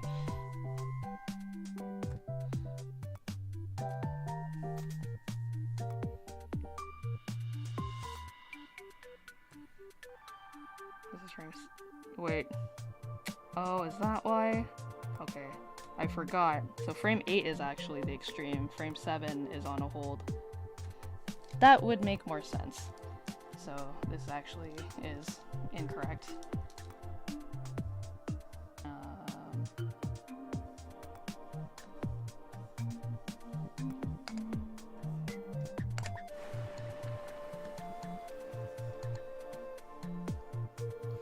6, 8. And then I want 8 to be on a single frame, so then 9, which it is doing. And then I want 10, 11, 12. Actually, yeah, and 10, 11, 12, because then if I do it like this, there we go. wait, this is frame 8, 9. And then 10, which I haven't drawn yet.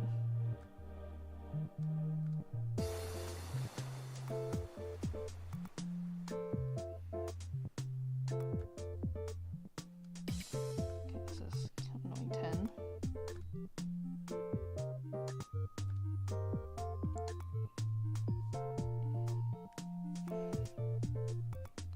So 10, I want it to be closer. Oop. Oh my gosh. Ball. We ball in. So it is now returning to that regular ball shape. So yeah, 10, 11, 12. So I actually, again, confused it. I could put it on a single frame. Yeah, so then on 11, do another in between 10 and 12. Yep. And now it's gonna look like...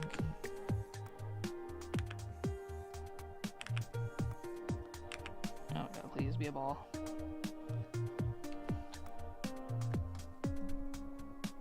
Oh. Yeah, I think it's actually this one. Nope. Where's the thing where I can move the points? This one. No. You're just kidding. Please stop doing that.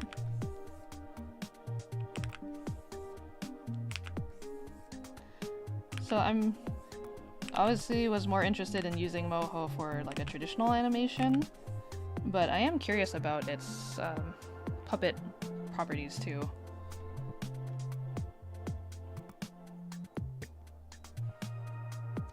Okay, let's turn off the onion skin again.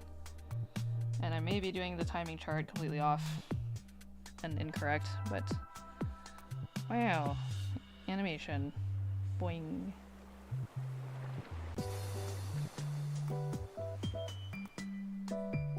We have motion, and then it goes like this.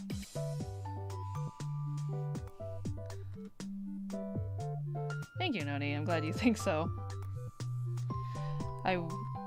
Again, I think because I'm trying to remember how to do the timing charts and everything properly, I'm confusing myself, or I'm overthinking it. So I'm sure the timing is still quite fast. I might need to get rid of some frames or add frames, but again, that is kind of the beauty of animation, is like you should be less precious about your drawings so you don't feel bad when you have to throw them away if you do too many. Like, so for example, if I was like, oh actually I want to add way more drawings and extending the animation further, that would change the frame numbers also, which would be kind of annoying. And I think that is also, I mean, the frames are numbered down here, but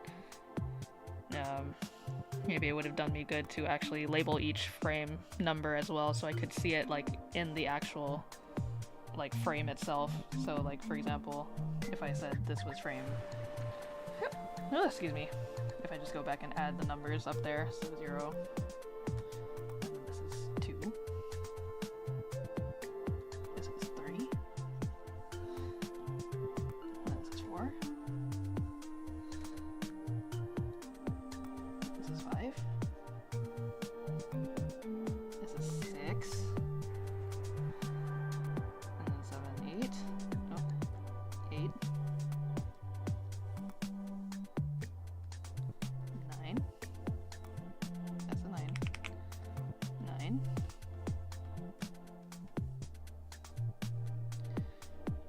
10, 11. Yeah, because my main concern is going through the drawings this way, it's harder to get a feel of like how it actually will look in the playback. And so then this way also, if I add frames, I can just go back to the drawing and like renumber it. So this is frame 12. Because like, look, it's so fast because we're only trying to fill like 24 seconds.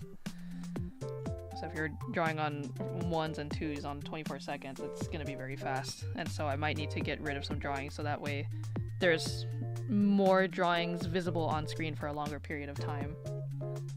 The bounce is there, thank you. Yeah, I mean, again, this is when I'm doing both, like, sort of trying to plan it out and also kind of doing it intuitively, just from my memory. But yeah, now we're going from here, frame 12, to our next keyframe, which is another contact with the floor at 18. So I should also label this 18.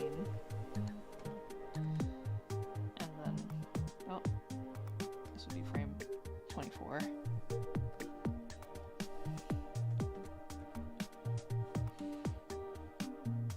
Yeah, when I was in college and doing this the old pencil and paper way, they taught you how to roll the paper between your fingers, so that way you could kind of get a good feel for if everything was following in the way that you wanted it to be.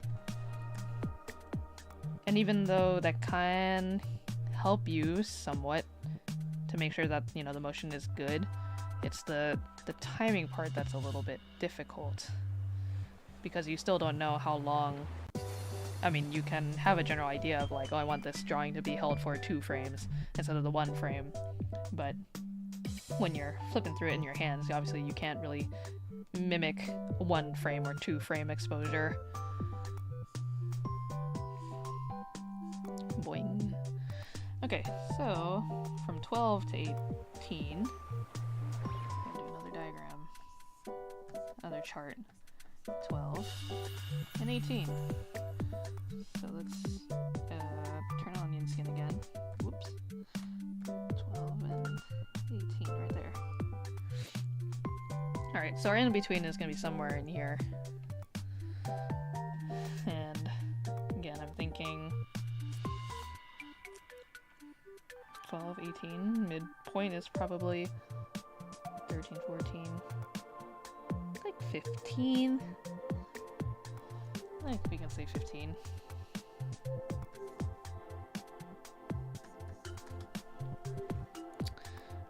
But I wanted to slow out again from the peak, because 12 it's in the air again, so I kind of wanted to hang in the air before coming back down. So I'm gonna say 12, add 2 frames is 14, and that's 14, 15. So it's gonna pick up speed again from 14. Sit closer to here. And then it's gonna speed up going from 15 to 18. Which it's when it should make second contact with the floor. So 15. We could do it on 1s again. But let's see what happens if I do it on 2s. So 15, 17, 18, like that. So go to frame 15. Nope.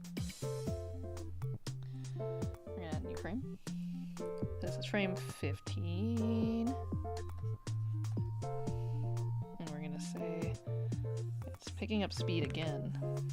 Maybe not as extreme as the first one, though.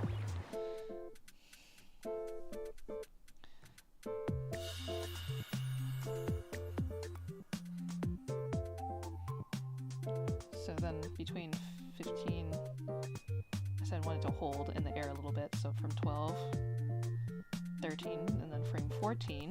To add a frame. So I'm gonna bring it closer here. Oops.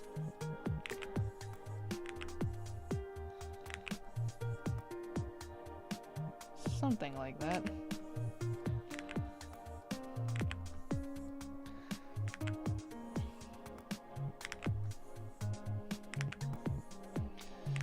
Yeah, Keiko, don't worry. I'm sure I will eventually figure out how to add like a reference layer. But for now, I'm just a little dummy, kind of. I just want to make animation, so. Okay, yes. So as you can see, it kind of hangs on the air before. Let me turn off the onion skin again. Kind of has some hanging time in the air before it starts moving, and I've drawn. Oh, I didn't write the number. 14. I've drawn it 14, relatively close to frame 12. And then we're jumping from 14 to 15, so it's quite a big jump from here to here. So, wow. Wait. And then maybe the extreme for this one, once it's on the floor, is not gonna be a lot. Squish. Yeah, that was the other really annoying thing too.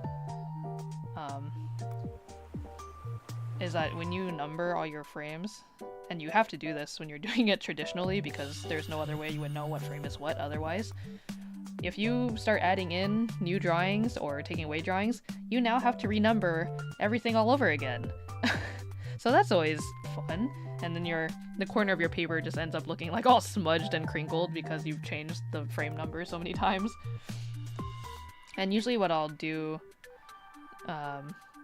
traditionally is like, just so I know, because I haven't been working with other colors, so I've made this doubly difficult for myself where I've just been using black. But if I want to recall what frame is a key and which one is an in-between, I could do something like this. 0 is a keyframe. It's 2, 3, 4, 5, 6. We said 6 was a keyframe.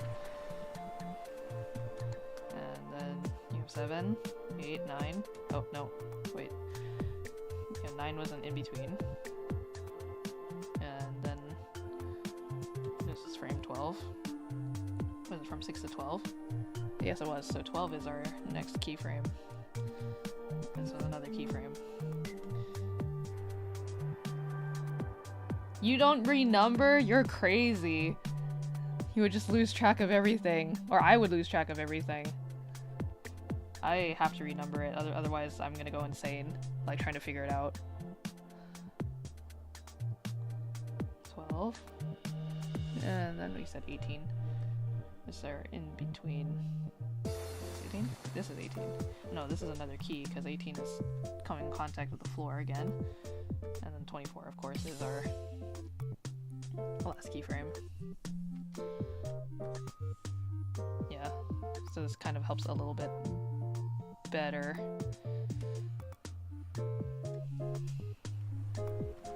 It's really fast, because the whole thing is only 24 seconds, because I was trying to see how it worked. But once we start adding frames and renumbering things, we will fix it. And we'll adjust the timing as needed. But for now, we're kind of half doing this with keyframes and then half sort of like just kind of intuitively going between them. So 0 to 6, 6 to 12, 12 to 18, and then 18 to 24. So from here to here, wait, 14, 15. I still have to add frames between 15 and 18, which is when it makes contact with the floor again. So I said 15 held for 2, so then on frame 17, I'm gonna add a new frame. And I'm going to turn on onion skin so I can see what I'm doing. That's 17, 16, 15, and 18. So between here and here, frame 17, I still want it to be kind of fast, so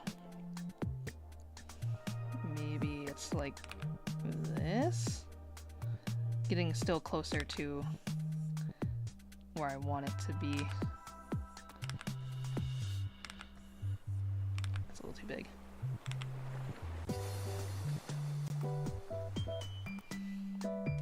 Because then 15, and then it's gonna slow in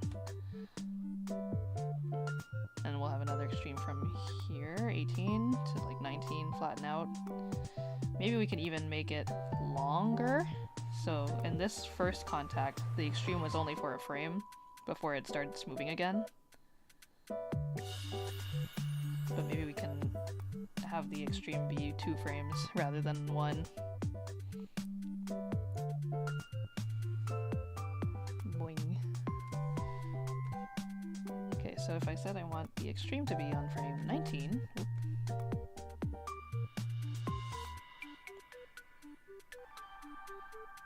so 18 and then 19, add a frame.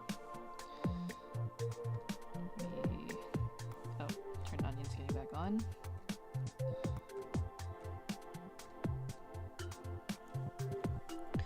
So if I want the extreme to be not super extreme and like more subtle, maybe it's still more or less like very, very close to the shape of its first contact. Like it shouldn't move too much.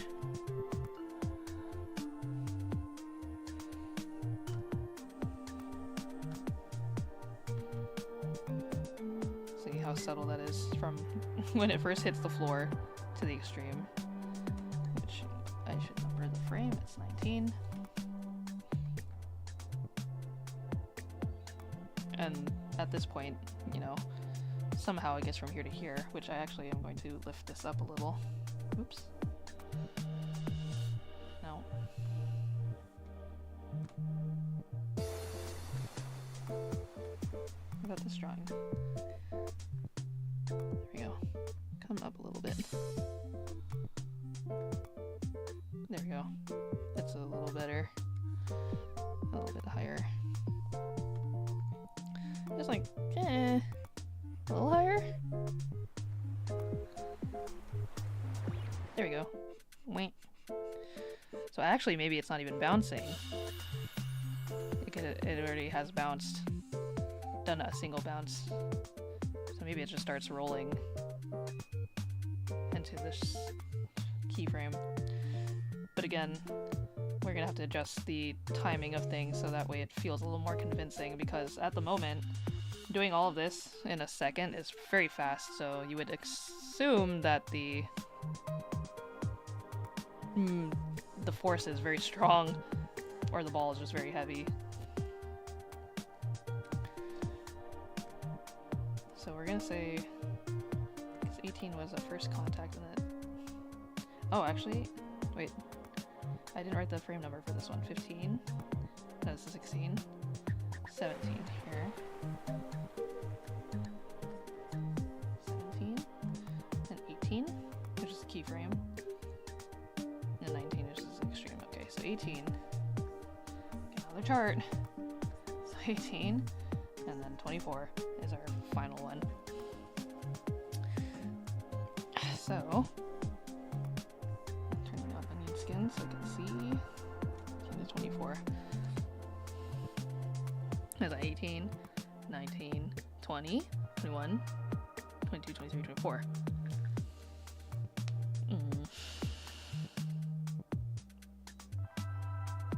Like 21 would be the middle.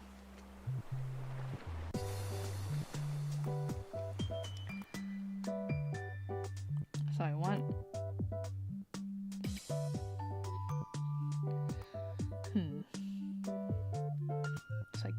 to make it feel really slow, we could do 21 and then 23, 24.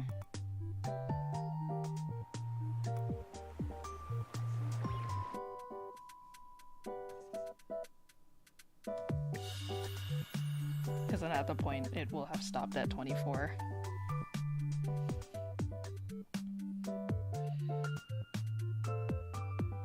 And then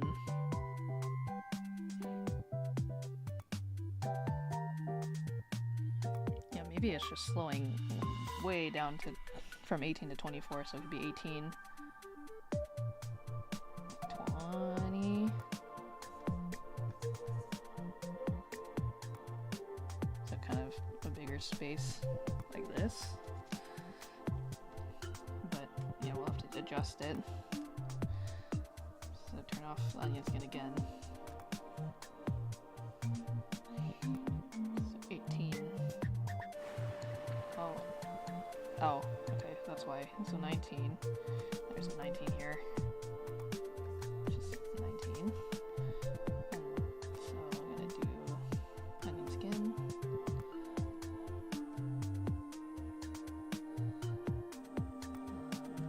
Frame 20. It's 19. Should be new frame 20.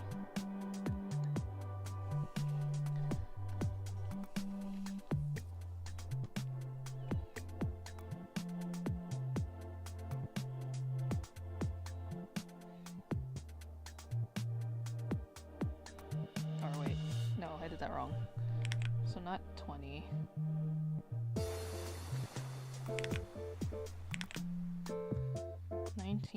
And then there's gonna be 20, 21. Yeah, I should do the in-between of 21 first. So 21 is here. New frame. Be 21 and 18.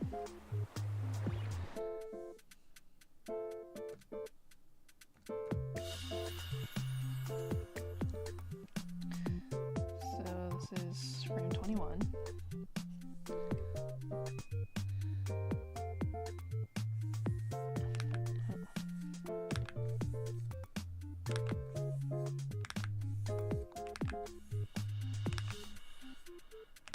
I think the one thing about rolling though is that if it's just a circle, it's kind of hard to tell when it's moving, other than like the position that it's in, if that makes sense. Like there's no pattern on it for you to recognize that it is rolling in space.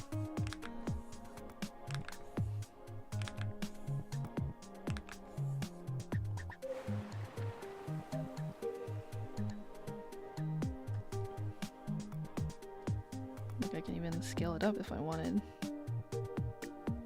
Oh, why redraw when you can simply scale? Alright, and then based off of my timeline, I said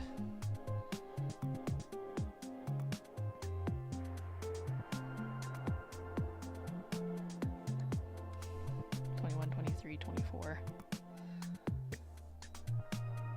This is 21? Oh no, this is 21. 22, and then 23. Put a new frame here. Yeah, see, this is the part where I was talking about, so if I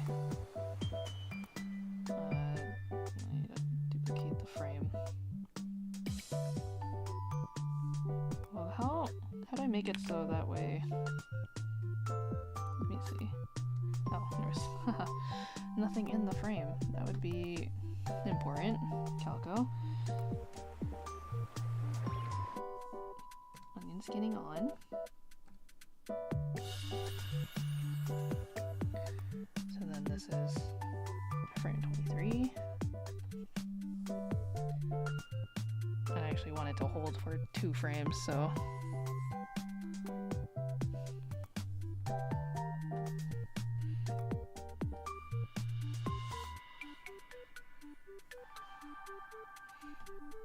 if I duplicate it, this deletes frame, this adds a new frame, this duplicates the frame. What's this?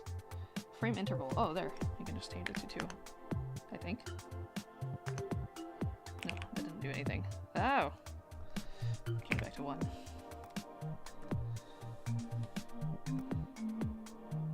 So then is the only way to extend the frame is to duplicate it? But what if I just want it to be held for longer? Can I just change it that way instead of duplicating it? There has to be a way to do that, right? Let's see. Add keyframe. Hold. Hold duration. Another frame. 1. Or what did I say? 2? Interval 1. This doesn't seem to be working. That's not what I want. has to be a way to just simply make it longer. But how do I do that? So in the end, if I add this on 2 frames instead of the 1, this would make this frame 25. But I'm still figuring out how to do all this stuff, so let's see.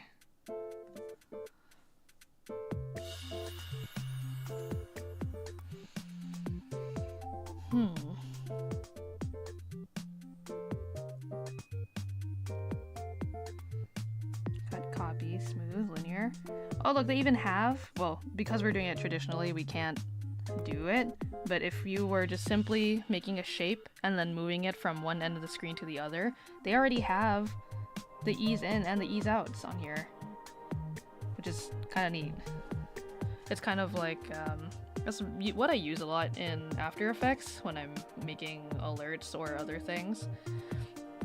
After Effects isn't really like a traditional animation program in the sense of like drawing, but it's good for doing animation with puppet rigging, and so you can change the easing in and the ease out of frames and the motion in After Effects with a simple click, and it seems like it's here too, which is kind of nice. But because I'm drawing everything, that's not applicable here. We have to do it all manually. What did I just do? I just clicked something and I got brought all the way here. Okay, where's my thing?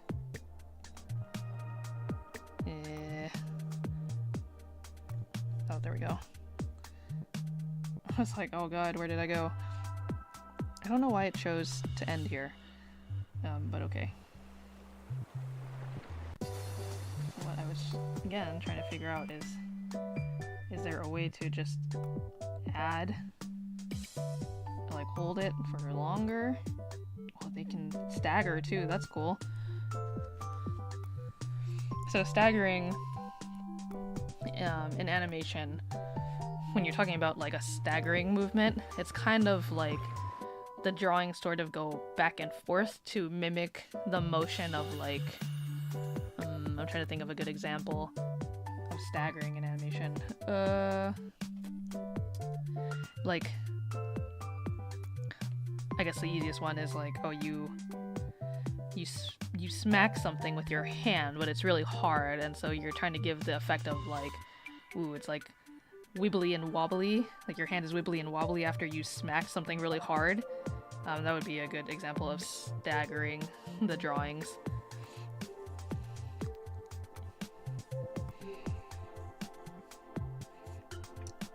But I'm still trying to figure out how to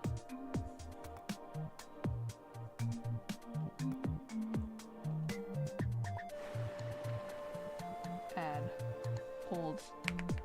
So I want 2 frames, but it won't let me apply it because I don't know how this works.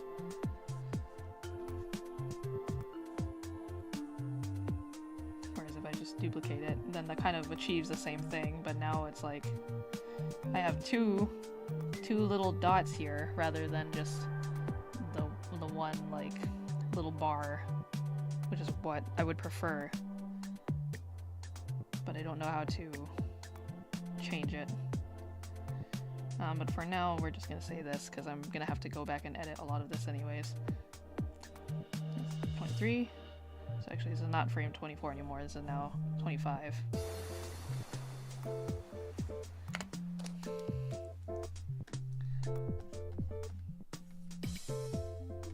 And so I had 18, 19, 20. Oh, yeah, 18, 19 to 20. Or 19, 20 to then 21. And it would slow out this way. So the full thing is, again, very fast, because it's only a second long. But now we can kind of mess around with the timing. And again, see, it's weird around at the end point here, because it looks like it should actually bounce up again, but I decided to make it roll.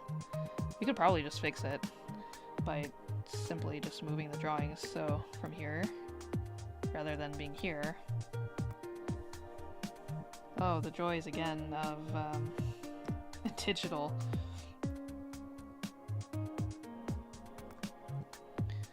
So, we're gonna take this frame, 21, and I'm going to... Whoop. Wow! It's in the air now.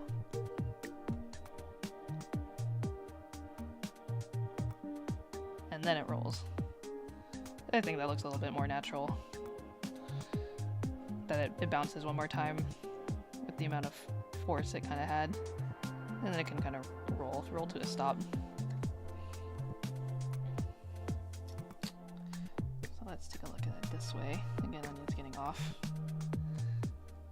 Again, very fast. And this seems pretty abrupt from this point on to here. But maybe from here to here.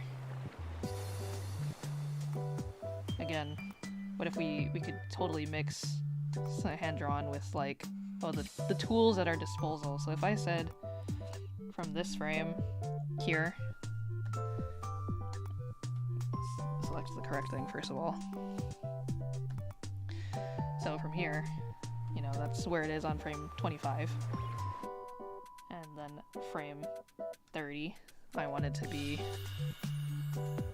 I don't know, over here. Oh, okay. So because we're doing it frame by frame, it's not doing the thing that it did before.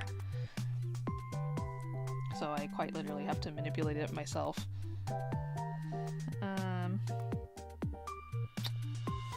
Which is kind of a bummer, because I was hoping to use a little bit of both. Would have made it a lot easier. Let's see. Yeah, I mean, again, yeah, it's kind of abrupt. I would imagine the ball would keep moving out this way. So I guess I could technically just duplicate it and then shift it around how I see fit. So if I said by frame 30, I want to duplicate the frame here and then shift it out this way, like off screen.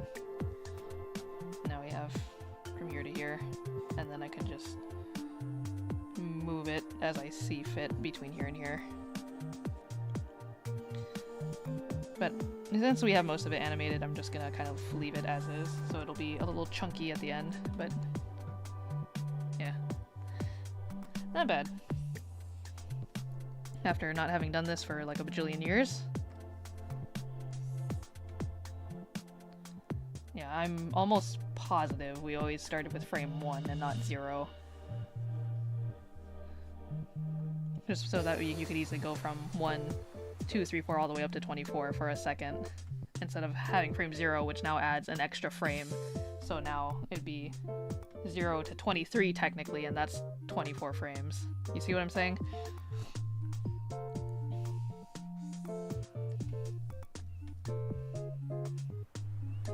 So if there was a way to kind of change that in Moho, that'd be really useful. I'm gonna look that up later. I think it also would have helped not get me all confused with the timing of things here.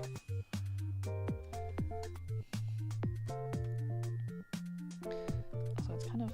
Is it because I have the thing selected? There we go. I just want to see it without all the little bits. There we go. So, now that we have the basic animation down, we can kind of play around with it. But by adding frames in and duplicating stuff, we are going to have to change the numbers of everything, which is going to make it kind of confusing. But that is just simply the nature of things. So, 0, 1, and 2. So I do like the way that this looks mostly. Maybe we want to kind of make this squash a little bit more, or hold it a little bit longer than just a single frame. So this extreme, if I wanted to push it, I'd again, I don't know how to just edit it so that way it's the same drawing and not me duplicating the frame to make like 2 little dots here. Now we've duplicated it, so now this is frame 8. 8 and 9. Which would then... But now that's thrown off all our numbers. See, this is where it's kind of frustrating.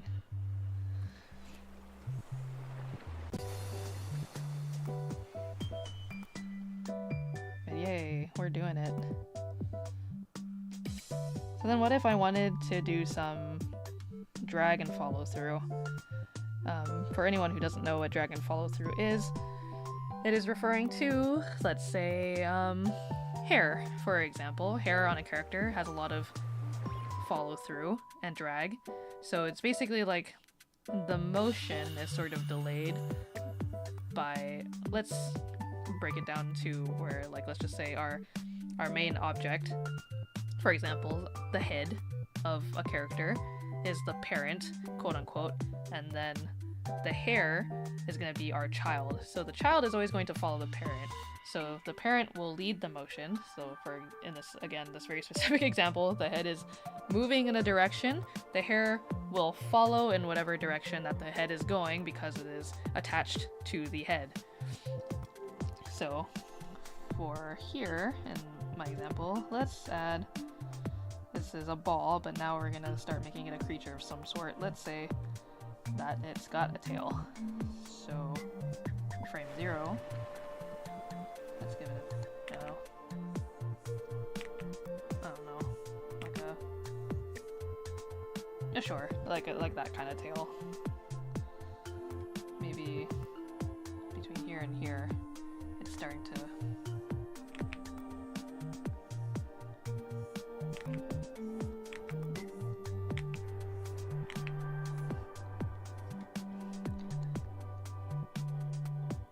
See how the tail, the tip is still kind of like stuck to where it was, but it's starting to straighten out a little bit.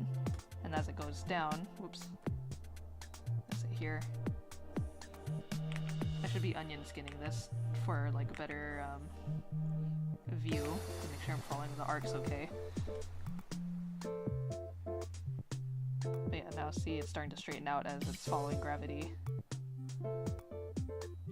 And so things like this, where there's drag and follow through, it's easier to do, I think, just straight ahead, like kind of intuitively, where the leading object should always be done, or not always, it's obviously it's with a little asterisk in mind.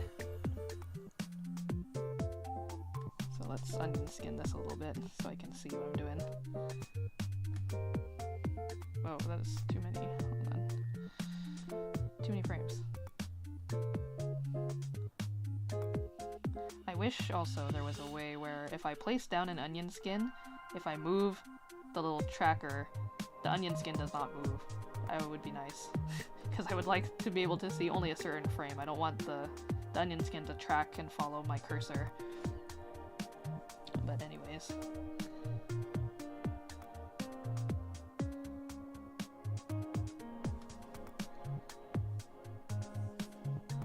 Again, this is gonna be, we might have to get rid of a lot of drawings, even if I'm going and adding them now.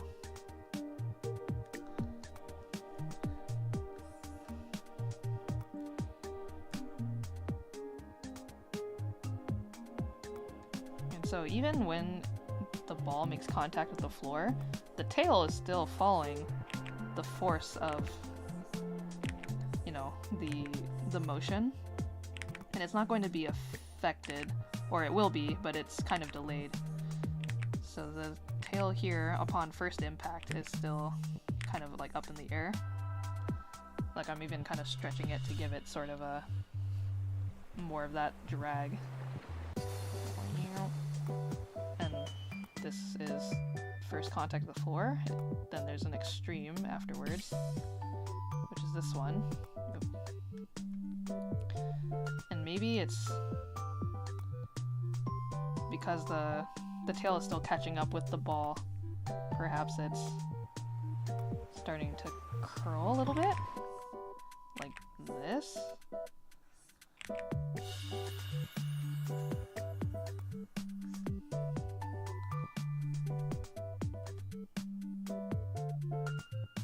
wow, and then we go a big jump from here, from this extreme to this frame. So honestly, I would probably want to add another. Well, I guess you don't technically have to. We could just kind of see how it goes. So it's now the tail is being affected by the fact that the ball hit the floor, but then when it goes back up, oh wait, no, this is the extreme right here, right? This is one extreme, and then there's this one here. Ah, yeah, because that onion's getting too far. So this could actually curl out a bit more.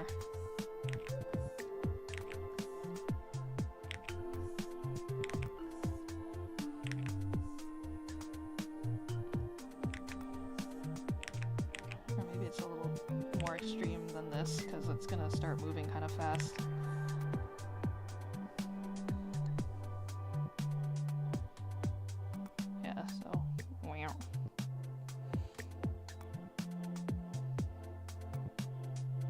Actually, it should maybe have more squash.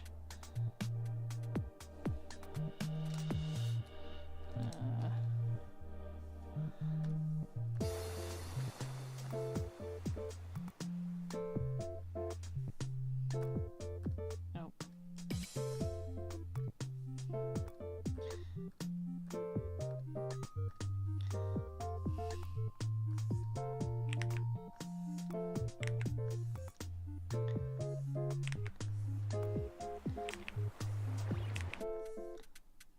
Something that's also like something that you will feel out more with time as you do it is the way that things kind of move. So there's a lot of curves and flows in like a S-ish shape. So you can see here the tail started kind of curled, and then it starts to curve out and become straight. And once it makes impact, it starts to squish. So the tip is still kind of being affected. The tip of the tail isn't the last thing to come down because of the gravity, while the base is going to be a little more affected because it's closer to the head, which has already made contact with the floor. And then from here, there's a huge jump where maybe it's like this. Though it could be just straight out like this, but that is going to be a very fast transition between this like curve shape and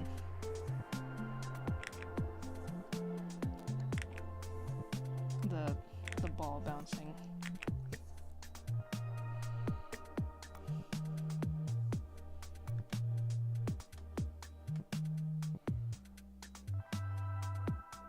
Yeah, it's kind of crazy from here to here. Might be too big of a jump.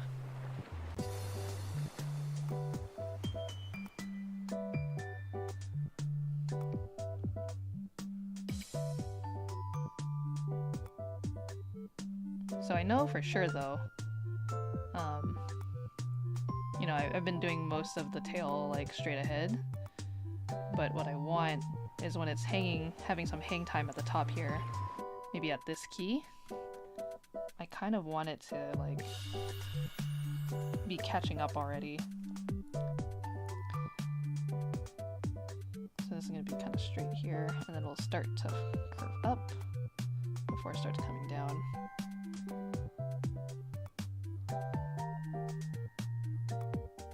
But I guess we'll just continue straight ahead.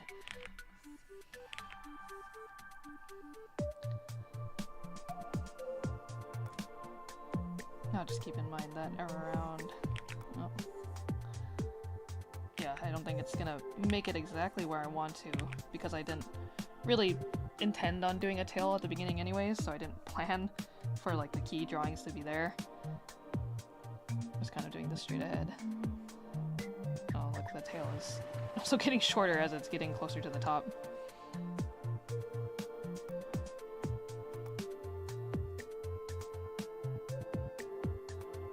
The arc here on this one is also a little bit off, but thankfully with the power of digital...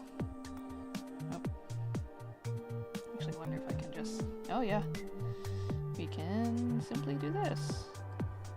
Wow. Oh. Okay, well it's not perfect, but because I'm affecting the circle too by accident. But you know, still better than redrawing the entire thing.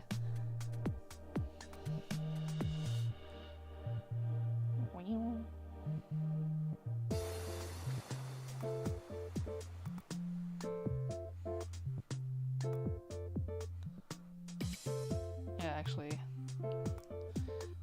Boing.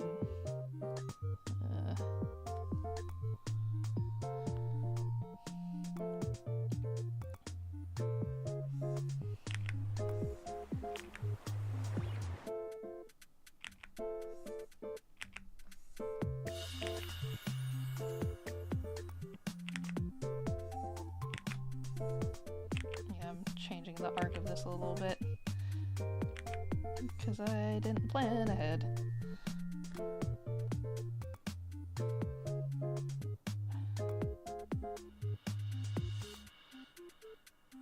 Yeah, already we're coming down, so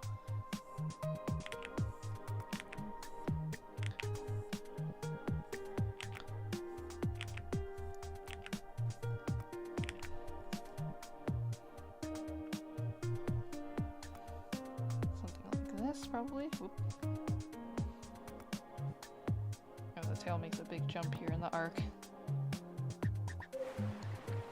Oh, I see. It's because my roughs aren't very consistent with the tail bottom. The bottom of the tail here. Because watch how it kind of pops really far from here to here. Wait. And it could probably have more delay. It also elongates suddenly. It starts going this way.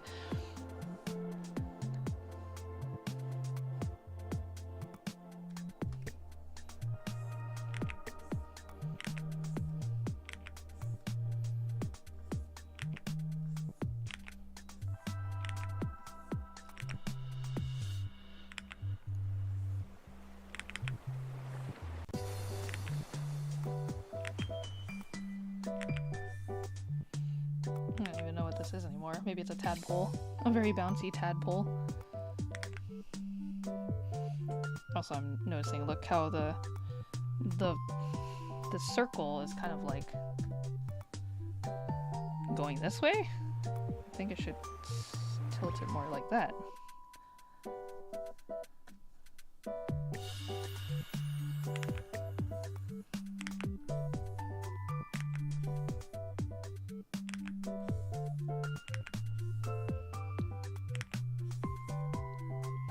Just trying to make sure that the tail is at least following the arc of the ball. So, to be honest, I actually messed up the circle. I think what I had it was probably pretty alright. Yeah, because now...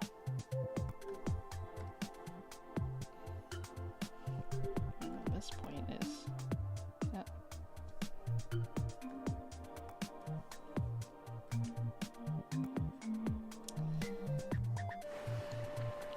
Oh! I didn't want to do that. Yeah, I'm sure. Excuse me. There are easier ways to go about this if I knew what I was doing in terms of how to use the tools and what tools are available to me.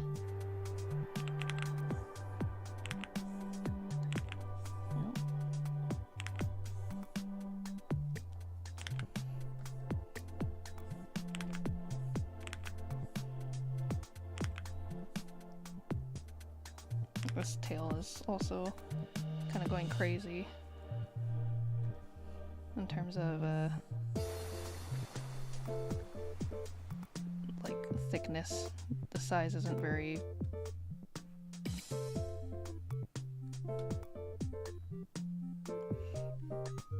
accurate in all the drawings, but that's okay.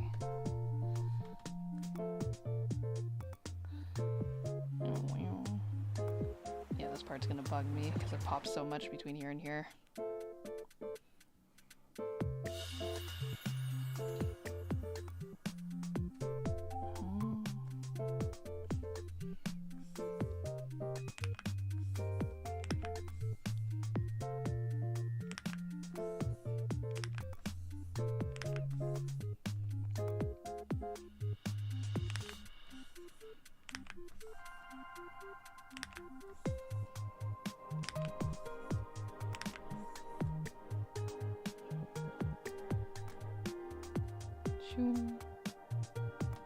Oh yeah, it's definitely also getting shorter here. And then again with the contact of the floor, I'm going to curve it out this way.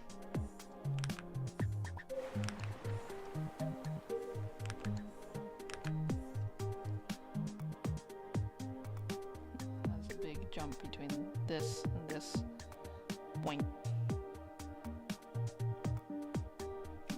But at least from here to here, you know, it's just the extreme of the last drawing, so we can do like this. Maybe even more. Like really out. What if it was like that?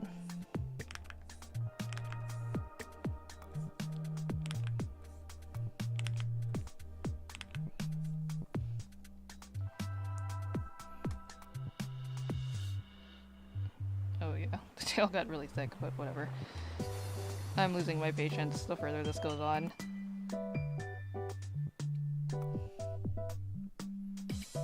Yeah, there would need to be an in-between between like this drawing and this drawing, because this is, it would go like this, or maybe squish, and then if it's popping up again, maybe it's still like hanging on to here a little bit. I don't know if that's gonna look correct. No, it does not look correct.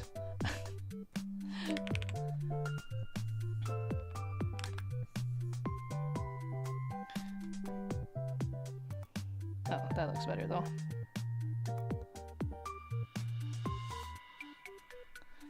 I probably wouldn't have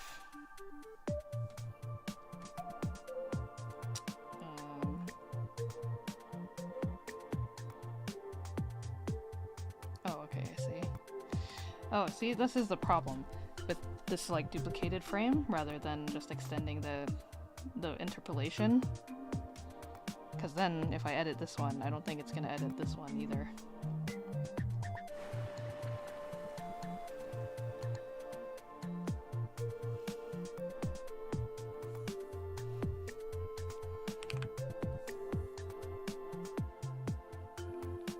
But I guess maybe we can use that to our advantage. No, I would not do that. I would not draw one thing on one frame and have it move differently on this one. So what if I do this? Delete. Oh! Okay, well, I just figured it out. So I mean, I'm sure there's an easier way to do it, but basically I just deleted the duplicated frame and it just filled it in for me. So then I don't have to redraw it. Yippee!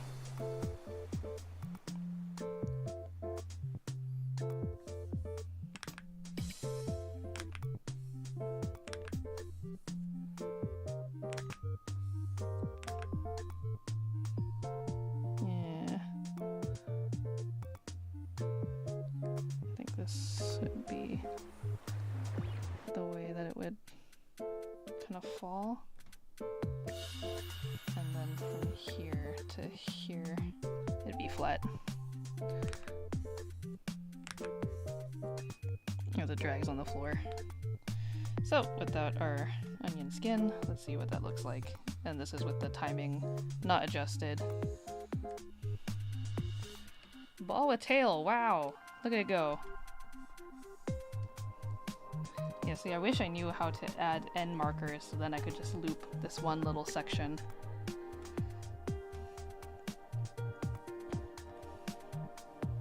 Oh, I actually kind of like the way the tail right here, when it smacks and then it just goes whack, plop.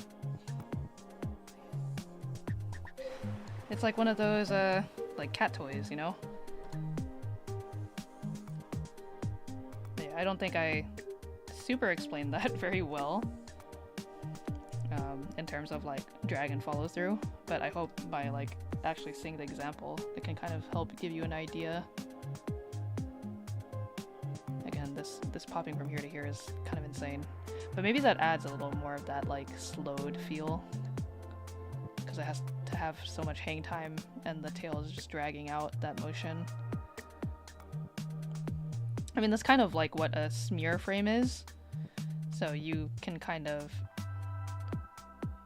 like, you know, rather than having such a huge gap of space between two drawings, if you add this smear, you kind of get the impression of it moving fast, or in this case, it's like taking a little bit longer for it to travel in space. It's all very weird. Animation is like, it's like, oh, it's just drawing, and then you realize you're kind of like messing with time and space somewhat to give the illusion of like, oh, this is a real thing, that it's this and it's moving. I think that's what I find intriguing about animation anyways. So I'm glad I actually figured out how to do some frame-by-frame animation in this. Again, there are some key things that I personally would want to see if I can find in my own time, so that way next time I try to animate for you guys I'm a little bit more prepared and not just like fumbling around for an hour trying to figure out how to add a single frame. But I'm wondering if it's like this, because so if I collapse, I don't know if you can see this layer area here, every single frame is kind of like within a group of this like frame by frame layer.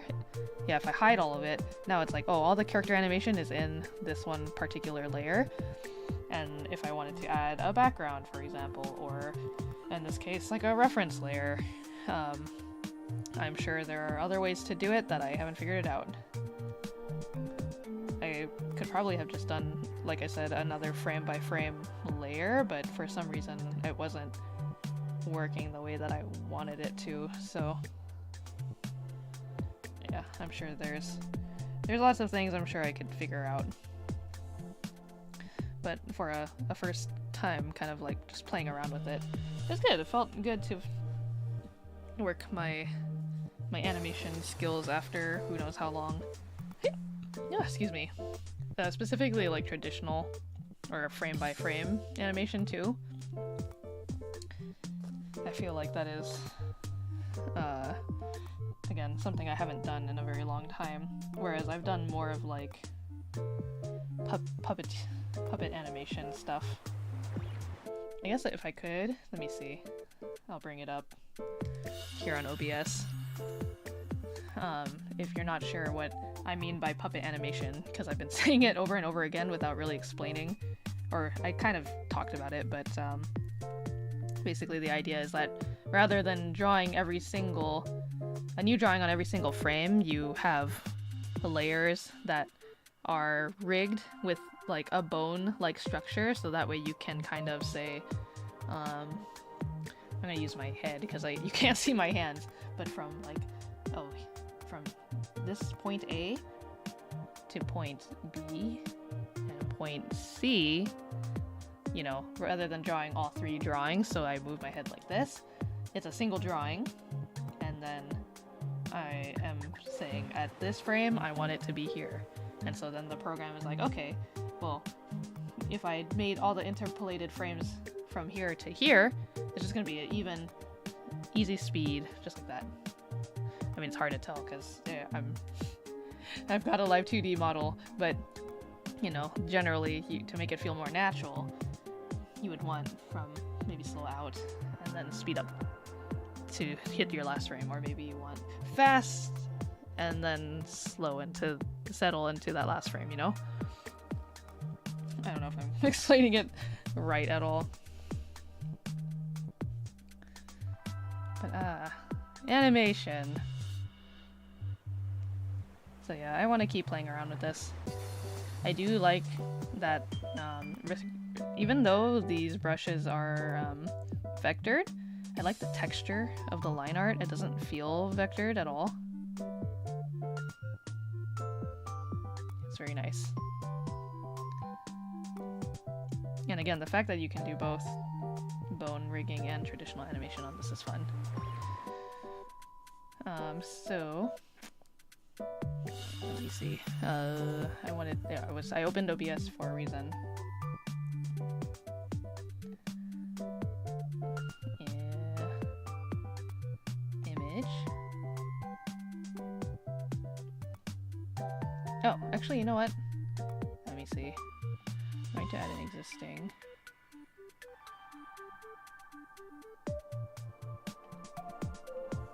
Okay, so this animation that you see on my ending soon screens and my loading screens, this is frame by frame animation, albeit very limited. But this is like each arm and the star is individually drawn on each frame, and the rest of it is just a single drawing, which is why it doesn't move. And then, in comparison, image. I'm gonna say this is a wave GIF.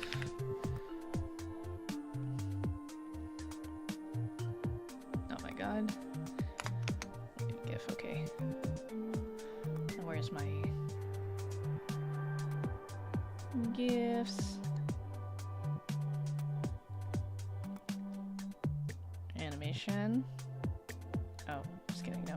Art. Wave. Wave alert. I'm gonna use the resized one. Oh, that is very tiny. Okay. Well, you get the idea. So this in comparison to this, so this, the waving animation was made using, like, I guess a bone structure in a way. Adobe Effects, After Effects, it allows you to place, like, points of things that you want to manipulate and move. So for example, I have a point on the hand, and then I just kind of say frame 1 I want the hand to start here, and then frame 2 it's over here. But yeah, this would be a good example of some frame by frame on the left, puppet on the right. You know, you would say Live 2D models are also puppet rigged in a sense. Yeah, you manipulate the shapes and stuff, and you define the limitations of the movement, and then the program reads your input, your motion, and outputs it into the movement of the model to move all the parts seamlessly. And I used the term parent and child earlier for the traditional animation, even though that's not typically what is used. Or maybe it is, and I'm just silly. But it's just kind of a good way to imagine, like, a child always follows the parent in terms of, like, object order. So in Live 2D, there's a lot of parent and children things happening. So for example, my eyes, which move around with my face, the eyes would be the child of the head, which is the parent. And actually, I would say that the head is kind of like the parent of a lot of the other things on my model. So all of the movement is kind of dictated by the way that I move my head, because at this current time, or at the time when I made my model, head movement was kind of like the main thing to get the rest of the body moving. But now they've also added like hand tracking, so you could do hand tracking movements where, like, maybe here's another example. Your hand, which would lead the movement, would be the parent, and then your arm, which is attached to your hand, is the child, because the arm is always going to go wherever the hand goes. That's some little fun animation trivia and vocab for you. But yeah, animation. I went to school for it. I like it a lot. I wish I had more time to do more of it. As you can see, it's very time consuming, and it's even more so time consuming when I don't know what I'm doing in the program that I'm working with. So I'm sure the more that I play around with it, I can figure out things, and yeah. I want to make some cool stuff. But that is all the time I have for you guys today. Thank you for joining me. I'm sorry I did a lot of rambling and yapping about animation. I didn't really talk to you guys too much. I appreciate you only fans for asking me about me personally, whereas my brain was just kind of like, we're doing animation, lock in, don't look like an idiot in front of all these people. Even though I definitely, again, it took a whole hour to figure out how to add a frame. But I digress. Hopefully this means, you know, with Moho at my fingertips, I'll try out some new things, or maybe you can watch me do some stuff on stream in the future. We'll see. Okay, let me get all this animation out of the way. Say goodbye. Whip. Alright. Yeah, and then again, I need to figure out how to add markers and like where I want things to stop. I think I found it. Add timeline marker. It's this little thing right here. Why is it like just a text box? Is it? Hold on. Oh, is it just meant for like notes and not really like, oh, I want it to stop here? So if I was like, oh, fix this thing on this frame, I could add a marker and be like, or type it into the notes. That's interesting. Yeah. Anyways, let's wrap this up. Let's see who's on Twitch. Who can we raid today? Where are you? There's my window. Here's Twitch. Who is live? A-Ross is live. Wow, A-Ross popped in and said hi earlier. We also have Jams. Jams Virtual is checking out some games from the Steam Next Fest. I'm pretty sure I rated A-Ross last week, or yeah, either the morning or no, probably not the morning. It must have been the evening stream last week. So let's raid into Jams, because Jams is also a friend of mine. Raid. Oh my god, raid. Jams Virtual.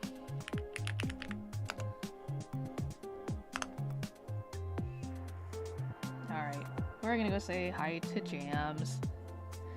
Thanks again for joining, everybody.